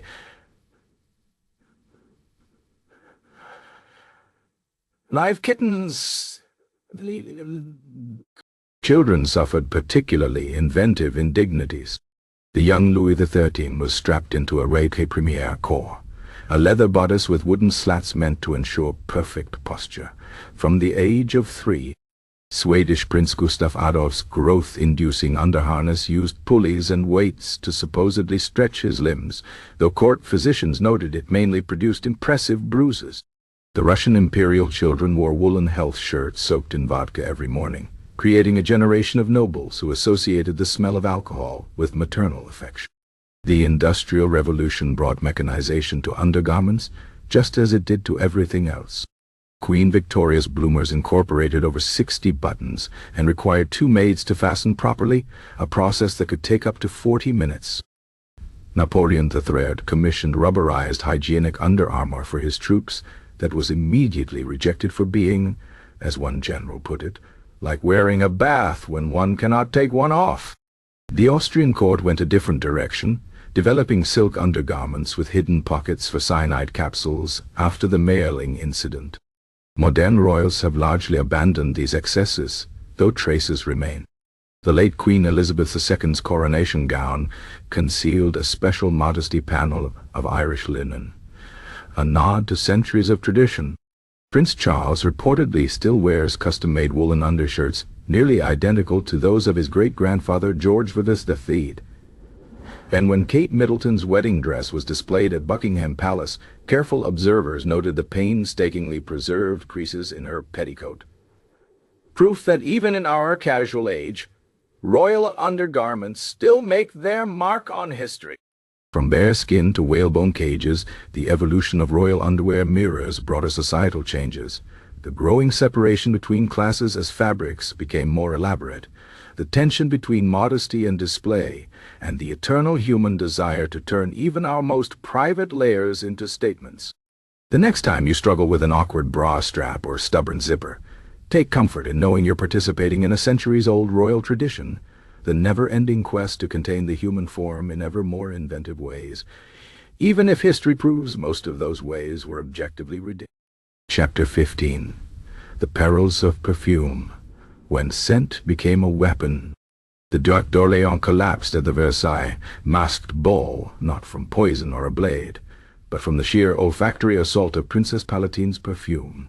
As court physicians fanned the unconscious nobleman, they noted the princess had outdone herself. Her latest concoction contained ambergris, civet, and something alarmingly similar to gunpowder. This was no accident. In the hothouse world of European courts, perfume had long since ceased being mere adornment and had become something far more dangerous, a tool of statecraft, a weapon of seduction, and occasionally an instrument of revenge. The practice began innocently enough. Medieval nobles dabbed rosewater on their wrists to mask the ever-present stench of unwashed bodies and chamber pots. But by the reign of Louis XIV, scent had become a complex language all its own. Versailles' famed perfumer, Marshall, developed a system where different fragrances signaled political alliances: orange blossom for the Spanish faction, jasmine for those favoring Austria. Courtiers quickly learned that wearing the wrong scent at the wrong time could be as perilous as wearing the wrong colors to a duel. Isabella d'Este, the Renaissance's great patroness, took this further by commissioning personalized poisons disguised as perfumes. Her famous Aqua della Scelta smelled pleasantly of violets but contained enough arsenic to kill a man if applied to his gloves. The Venetian ambassador's account of one unfortunate nobleman who borrowed his neighbor's scented handkerchief reads like a murder mystery. He complained of headaches by evening, was dead by matins, and smelled delightfully of spring flowers throughout. France's Catherine de' Medici elevated perfumer's arsenal to an art form. Her perfumer, René Le Florentin, worked in a laboratory connected to her chambers by secret passageways, developing scents that could induce headaches, dizziness, or, in the case of one special gift for a troublesome cardinal, uncontrollable flatulence. Her infamous perfumed gloves, gifted to enemies and friends alike, were lined with mercury-laced ointments that slowly poisoned the wearer while making their hands unnaturally smooth. Contemporary accounts suggest at least 2 rivals died puzzling over why their skin looked so youthful, even as their health failed. The 18th century saw scent weaponized in even more creative ways. Madame de Pompadour spent 50,000 livres annually on perfumes, not just to please Louis XV, but to cover the sound of political discussions in her boudoir. The heavy floral clouds masked whispered conspiracies while making eavesdroppers too dizzy to concentrate. Russian Empress Anna Ivanovna took this further. Her scented dinners featured perfumed fountains that left guests retching while she remained untouched, having secretly treated her own handkerchief with the antidote. Ménine proved equally adept at olfactory warfare. England's Henry VIII signature Eau de Henry blended rosemary, thyme, and something suspiciously similar to rotting meat, a scent so overpowering it cleared rooms when he needed private conversations. His daughter Elizabeth employed the opposite tactic, using delicate violet perfumes so subtle that courtiers would lean dangerously close to catch a whiff, allowing her to whisper secrets without fear of eavesdroppers. Spanish King Philip IV's perfumers developed a special armor scent, a leather and gunpowder blend said to make him smell like victory on the battlefield, though diplomats noted it mainly made him smell like a fired musket in July. The darkest applications occurred in the marital chamber. Princess de Lamba's infamous love perfume contained Spanish fly and other aphrodisiacs that drove the already libidinous Duc de Chartres to such excess that he required medical intervention. More tragically, records from the Medici court show numerous payments to midwives for scented abortifacients, perfumes laced with pennyroyal and tansy that were meant to be inhaled during intimate moments. Whether these worked as intended or merely made the users violently ill remains unclear. Even children weren't spared. The Dauphin's nursery was perpetually fogged with lavender water, not for calm, but to conceal the smell of his wet nurse's increasingly spoiled milk. Young Princess Sophia of Sweden developed such severe asthma from the heavy ambergris in her mother's daily scent that physicians prescribed fresh air, a shocking concept at the time that required special dispensation from the royal council. The arms race reached its peak with Marie Antoinette's Parfum de Trianon, a floral monstrosity so potent it could be smelled across the gardens. Courtiers joked that one could track the Queen's movements by the trail of fainting ladies-in-waiting. But the humor faded when revolution came. Those same distinctive scents made royals easy to track through safe houses and secret passages. The Duc de Choiseul reportedly escaped capture only by dunking himself in a horse trough to mask his signature orange blossom cologne. Modern noses would find these historical scents unbearable. Reconstruction attempts at Versailles Perfume Museum have caused actual vomiting among visitors. A recent chemical analysis of a surviving 17th century pomander revealed over 80 ingredients, including what appears to be powdered rubies, not for any magical property, but because their weight made the scent last longer as they ground against each other in the wearer's pocket. Perhaps the most telling relic sits in Florence's Palazzo Pitti, a delicate glass bottle labeled Isabella's Last Laugh. Chemical analysis confirms it contains a pleasant rose fragrance alongside enough aconite to kill a banquet hall. Whether it was ever used remains unknown, but the message is clear.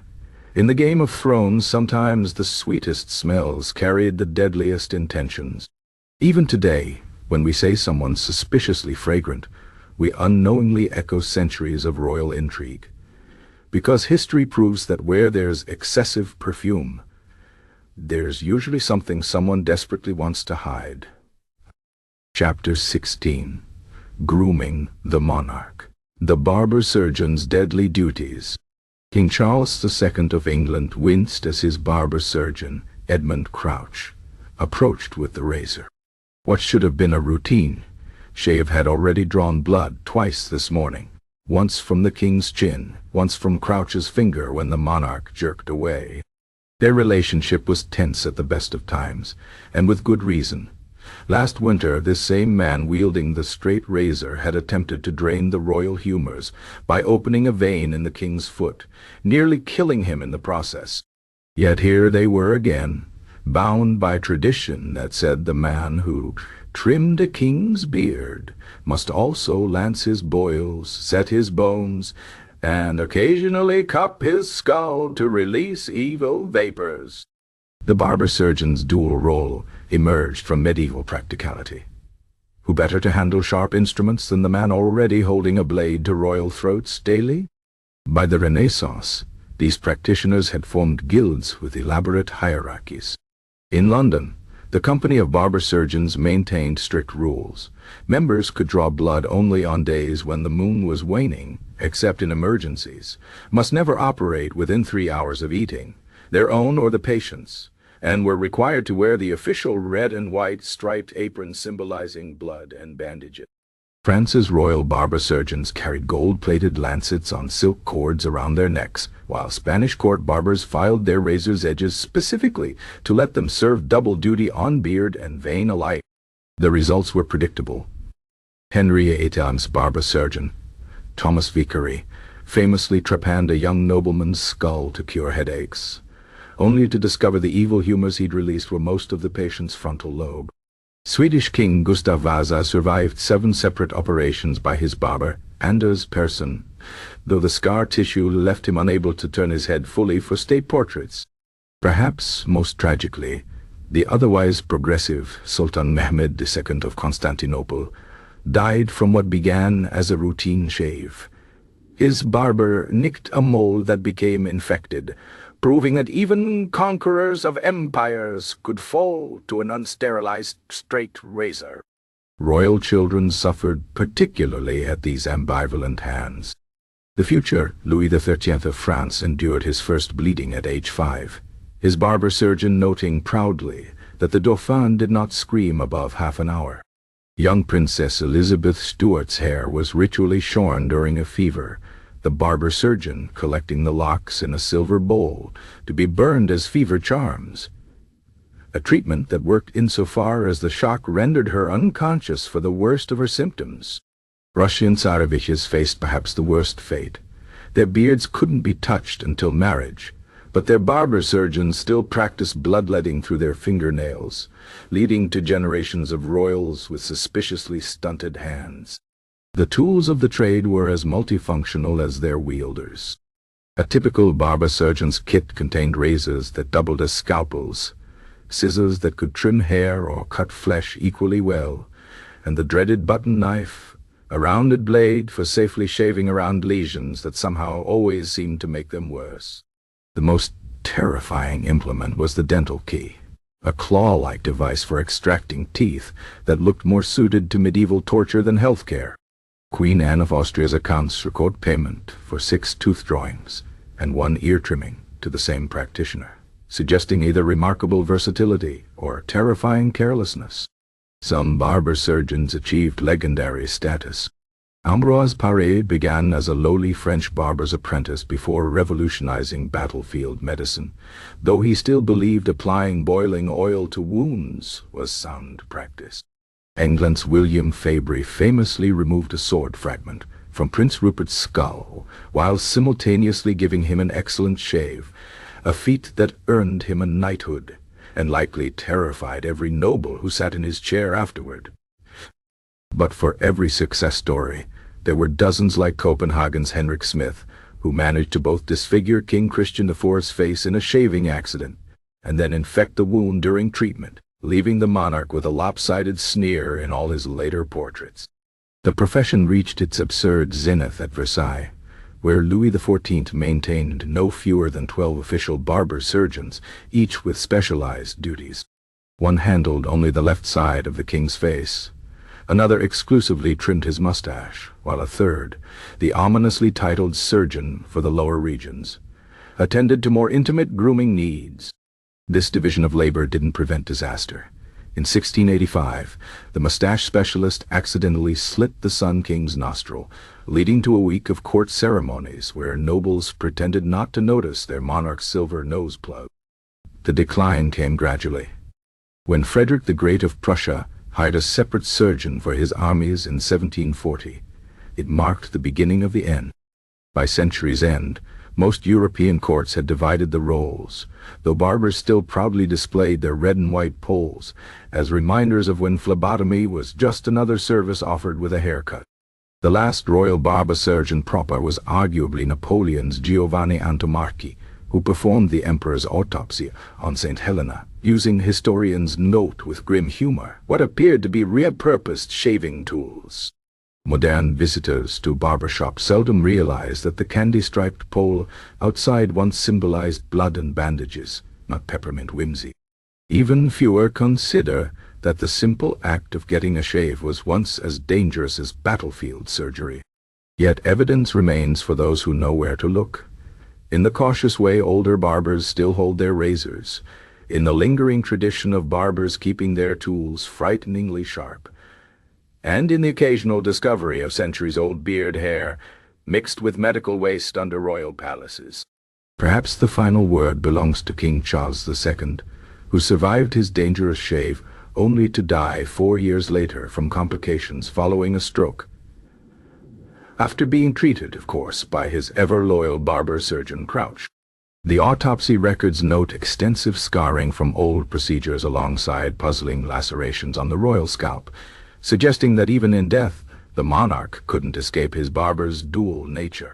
In the end, Charles joined countless royals before him who learned the hard way.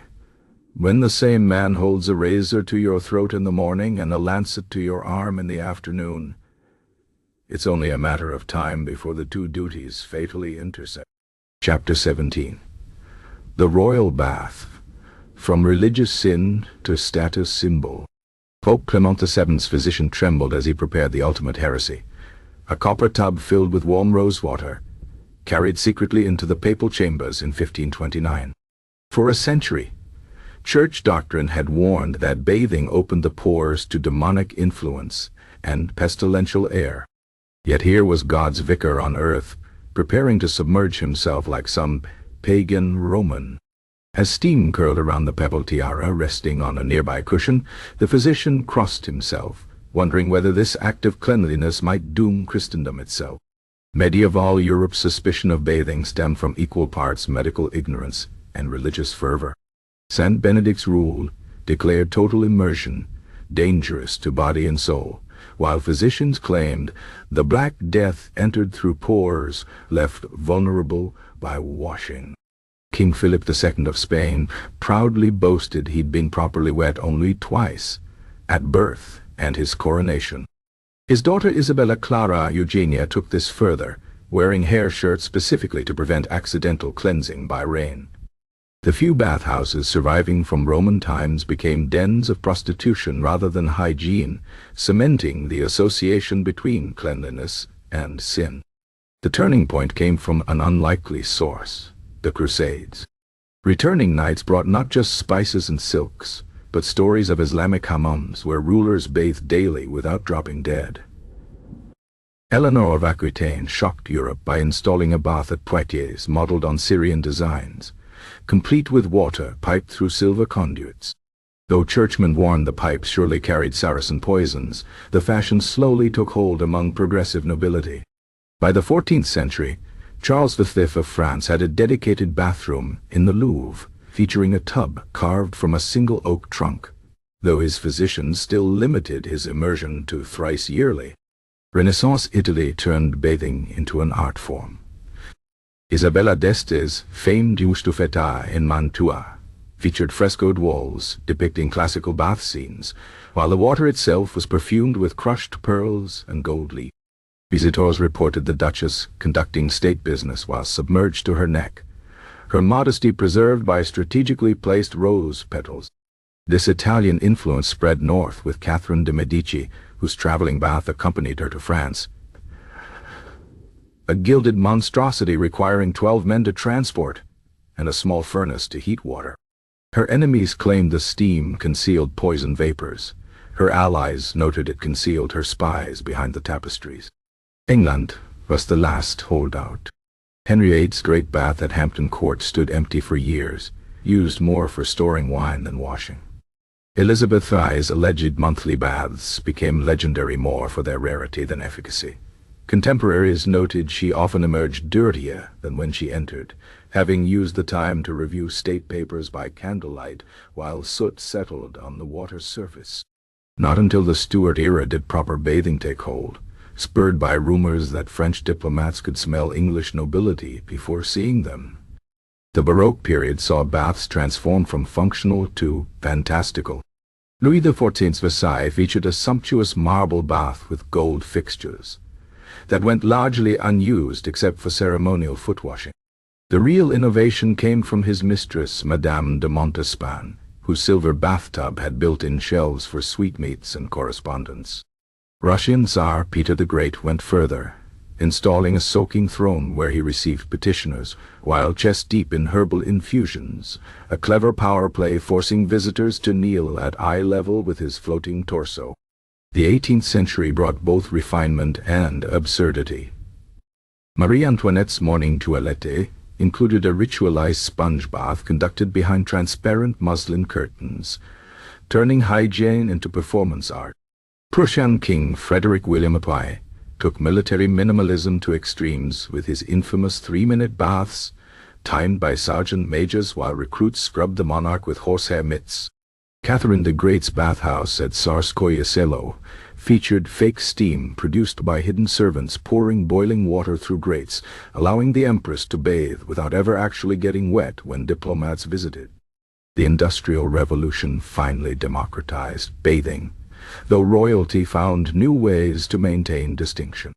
Queen Victoria's bathrooms at Osborne House included a primitive shower powered by an oceanside steam engine, a contraption so loud servants claimed it could be heard in France. Belgium's Leopold II installed solid onyx tubs, specifically designed to be uncomfortable, proving his ability to endure hardships like cold porcelain for his kingdom. Modern royals have largely abandoned such excesses, though traces remain. The late Queen Elizabeth II reportedly favored simple baths with a single capful of lavender oil, while Prince Charles's Highgrove estate features an eco-friendly tub that recycles rainwater through an elaborate system of copper pipes, a fitting evolution for an institution that once considered bathing either sinful or spectacular, but never simple. From medieval fear to Renaissance splendor to modern necessity, the royal bath's journey mirrors society's own halting progress toward cleanliness. That first clandestine papal tub ultimately did more than wash a pope. It washed away centuries of superstition, proving that even the holiest could benefit from a good soak. Though perhaps Clement's physician had a point about the risks, within months of that fateful bath, Rome would be sacked by imperial troops. Coincidence? The medieval church would say not. Modern historians might suggest the city's defenders could simply smell the Pope's clean conscience coming. Chapter 18. Hair shirts and holy stench, the piety of dirty saints. Queen Isabella of Castile's ladies-in-waiting, gagged as they laced her into a fresh hair shirt in 1492, the coarse goat hair already matted with old sweat and dried blood from previous mortifications. The same monarch who commissioned Columbus's voyage and expelled the Moors from Granada proudly wore this putrid undergarment for 40 days at a stretch, believing the maggots that sometimes infested its folds to be God's own creatures, sent to test my devotion. When her confessor suggested even saints occasionally washed, Isabella reportedly replied that cleanliness was for infidels and bankers. True faith required embracing the stench of human frailty.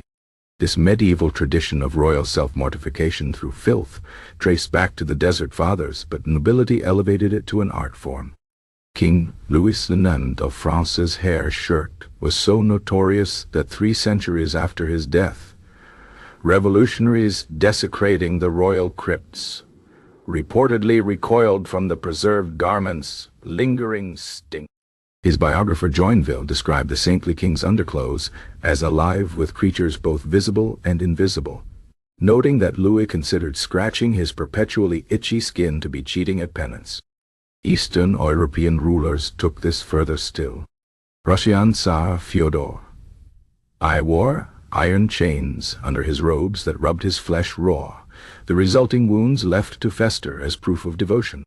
His court physicians' attempts to treat these sores with honey only created a different problem, attracting bees during summer audiences. Polish Queen Jadwiga slept on a bed of rotting straw that had to be replaced monthly when it disintegrated from her sweat and tears, though her biographers tactfully described the smell as the odor of sanctity. The most extreme cases blurred the line between piety and mental illness. Charles VI of France's refusal to change clothes for months at a time during his bouts of madness was initially mistaken for extreme devotion, until courtiers noticed he'd begun confusing his own lice for the Holy Spirit.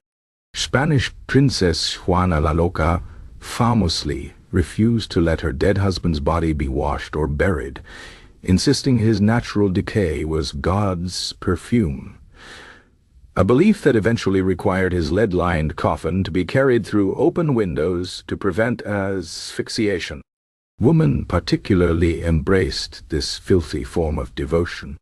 Blessed Margaret of Hungary wore the same woolen shift for 20 years, until it fossilized to her skin, requiring poultices of vinegar to remove after her death. Saint Elizabeth of Portugal's hair shirt incorporated fishhooks that caught at her flesh with every movement, though her confessor noted she drew the line at actual rotting fish, a rare moment of restraint in an otherwise extreme life. The Reformation brought new forms of dirty devotion. Henry VIII's daughter Mary Tudor kept her Catholic faith secret during Edward's reign by wearing a hair shirt disguised as a fashionable corset, though her ladies noted the giveaway stench made the disguise rather pointless. Swedish King Gustav Vasa's Lutheran sensibilities led him to ban all saints' relics except those proven foul enough to be genuine, creating a bizarre market for Europe's most repulsive holy objects. The Counter-Reformation saw Catholic monarchs double down on mortification. Philip II of Spain's private chapel featured a kneeling stool, upholstered with dead men's fingernails, while his daughter Isabella Clara Eugenia collected hair shirts like modern women collect shoes, each specially designed to irritate different parts of the butt. The Vatican's archives contain letters from her inquiring whether itching in particularly unmentionable areas carried extra spiritual merit. These practices weren't just personal, they became political tools. When French nobles questioned Marie de Medici's piety, she made a great show of wearing a hair shirt to her next council meeting, the blood seeping through her bodice silencing all doubters. Russian Tsar Alexei Mikhailovich would summon ambassadors to meetings while deliberately unwashed, believing the discomfort this caused Protestant visitors counted as missionary work. The Enlightenment should have ended such extremes, but royalty found ways to adapt. Austrian Emperor Joseph II's rational mortification involved wearing slightly scratchy linen and bathing only monthly, a compromise between piety and reason that pleased no one.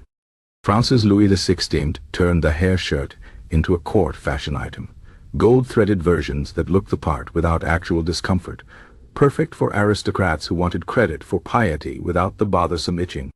The last gasp came with the Victorian era. Queen Victoria's aunt, Princess Sophia, wore a hair shirt under her crinolines for 70 years, though her journals reveal she secretly lined it with silk after the first decade. The final royal hair shirt on record belonged to Spain's Maria Cristina of Austria, who in 1902 gifted hers to a museum with the note, "God prefers clean orphans to stinking queens." Modern visitors to cathedral relic collections often crinkle their noses at the glass cases holding these holy rags, unaware they're smelling centuries-old royal sweat mixed with devotion. The maggot holes in St. Louis' shirt, the bloodstains on Isabella's undergarments, the suspicious yellow patches on Blessed Margaret's shift. These weren't just artifacts of faith, but proof that even monarchs answered to a higher power. Though one might argue true humility shouldn't require quite so much scratching. Perhaps the final irony belongs to Isabella of Castile, whose mummified body was found to be remarkably well preserved when examined centuries later, the very rot she'd courted in life having spared her in death. The forensic report noted an absence of lice or mites, suggesting even God has his limits when it comes to royal stench. Her hair shirt, however, remains in its reliquary in Granada, still potent enough after 5 centuries to make conservators wear hazmat suits, a fitting legacy for a queen who believed heaven smelled like unwashed goat hair and holy determination. Chapter 19. The Great Unwashed. How Cleanliness Became Classless. The Duc de Saint-Simon recoiled in horror when he entered Louis XIV's chambers one morning in 1710 to find the king's valet scrubbing the royal feet with a bristle brush and soap. That a monarch would submit to such common practices, the same rough tools used on stable hands and scullery maids, signaled to the Duke a dangerous erosion of the natural order. Within weeks, Versailles buzzed with whispers about the Sun King's troubling new habit, with courtiers debating whether this was senility or some secret diplomatic strategy to confuse the English ambassador. This aristocratic aversion to thorough washing traced back to feudalism's earliest days, when cleanliness served as an important class marker.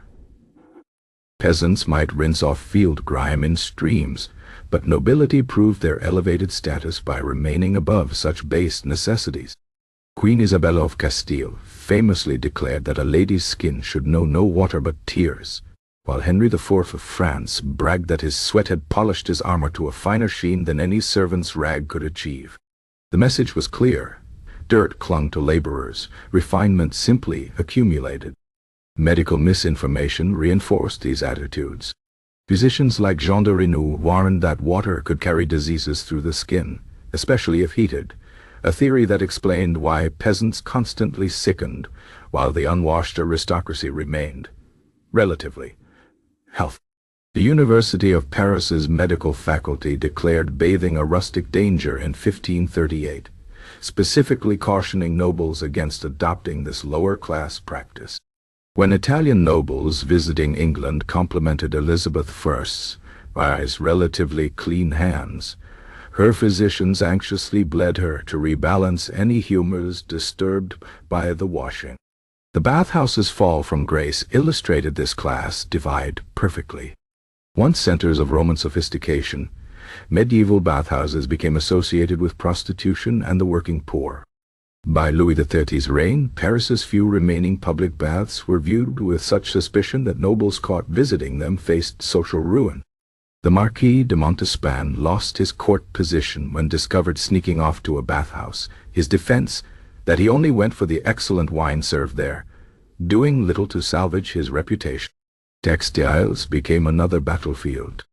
While peasants washed their rough wool and linen, nobility favored delicate silks and velvets that couldn't withstand scrubbing.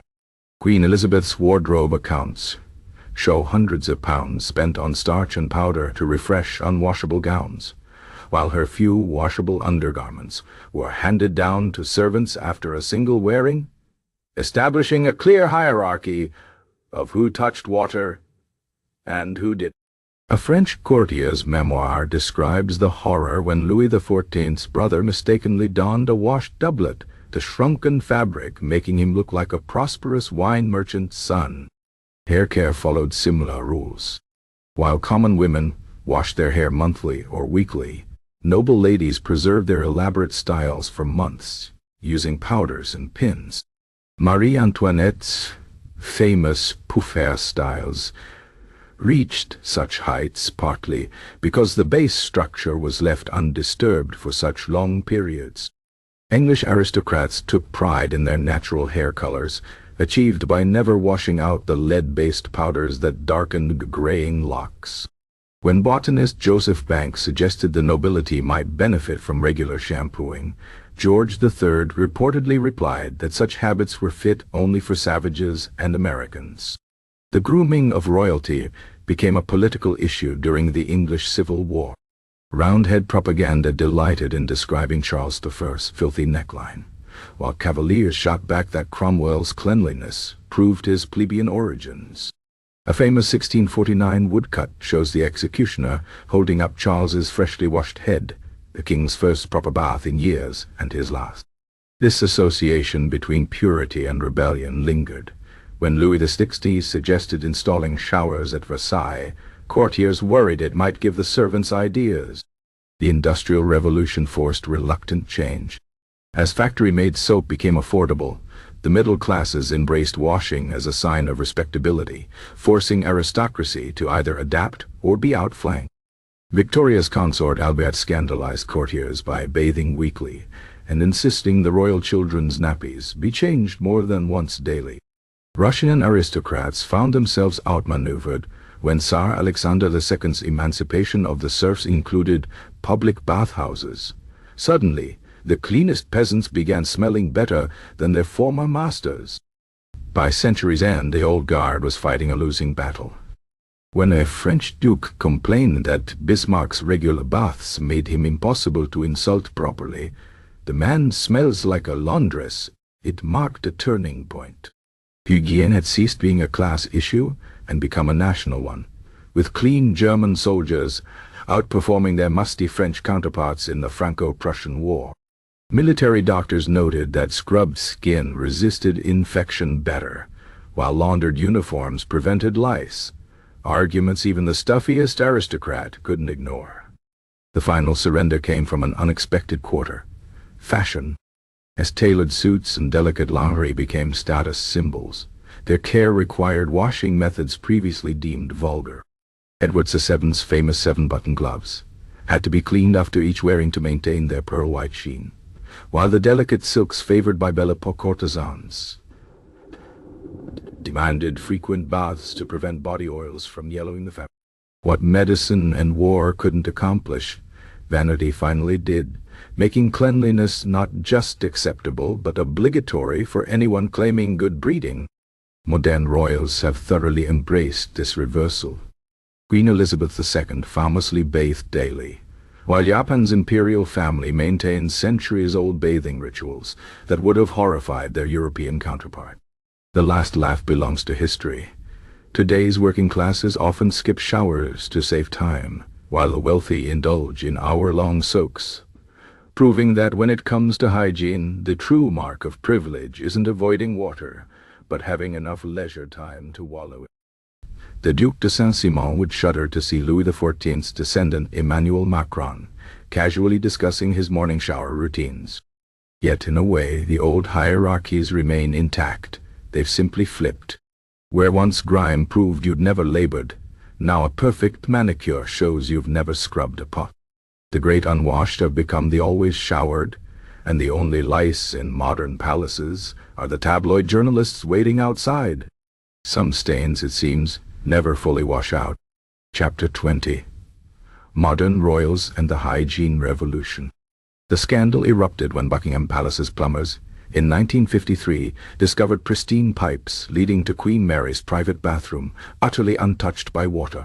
The matriarch of the modern Windsor dynasty had spent decades pretending to bathe, discreetly sponging herself with rosewater while the taps ran to maintain appearances.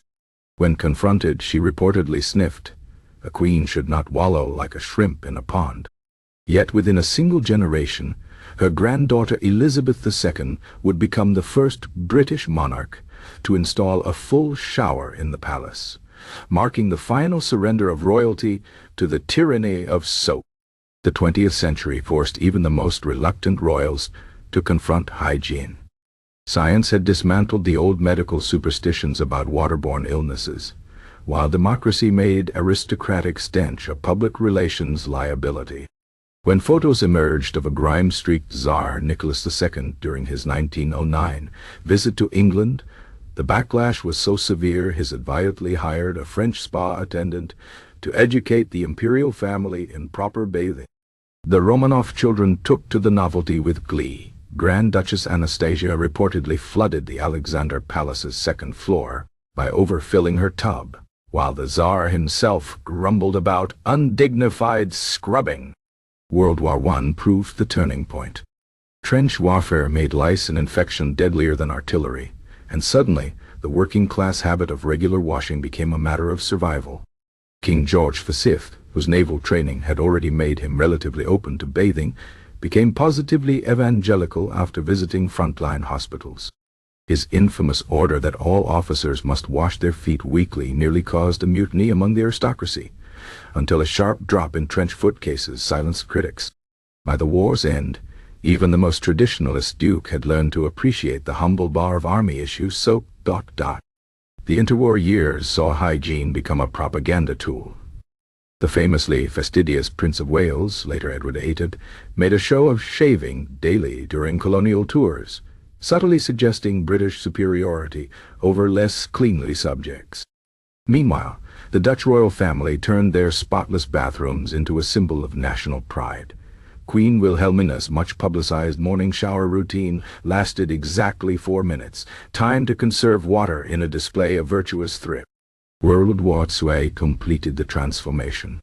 Evacuated to Windsor Castle during the Blitz, Princess Elizabeth and Margaret shared a single bath with strict water rations, an experience that left the future queen with a lifelong habit of military speed showers. Across the Channel, exiled monarchs like Norway's Håkon VII discovered the democratic intimacy of public bathhouses, where a king stood elbow to elbow with his subjects in the steam. The post-war welfare state made hygiene a right rather than a privilege. When Sweden's Prince Bertil objected to the cost of retooling palace plumbing in 1947, his father Gustav Vöff, "Even the lowliest factory worker flushes now. Shall royalty smell worse than communists?" Soon, royal households competed over bathroom innovations. Belgium's Baudouin installed gold-plated taps, Monaco's Grace Kelly imported American showerheads, and Japan's Emperor Hirohito quietly adopted Western-style bathing, while maintaining the ceremonial ofuro.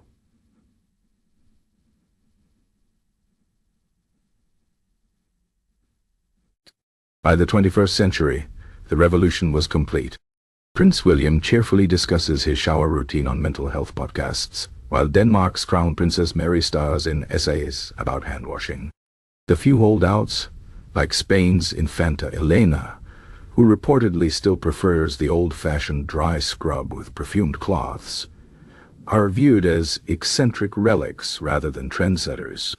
The ultimate irony came in 2019, when researchers analyzing DNA from Henry VIII's armor identified not just the tyrannical king's genetic material, but traces of a microbiome so robust it could have walked independently to the lab. Modern royals, by contrast, carry antibiotic-resistant superbugs, victims of their own cleanliness. The wheel has turned. Where once kings feared water would kill them, now their great-great-grandchildren risk death from being too clean. Perhaps the final word belongs to Prince Philip. When asked in his later years about the dramatic shift in royal hygiene, the Duke of Edinburgh quipped, "We stopped smelling like livestock and started smelling like hotels. Progress, I suppose." He failed to mention that his own naval showers were legendary for their brevity, proving that even in surrender royalty finds ways to resist. And so ends our chronicle of crowns and cleanliness, from medieval monarchs who considered soap a threat to their divine right, to modern ones who endorse organic shampoo brands. The throne endures, the scepter remains, but the chamber pot has been retired to museum displays.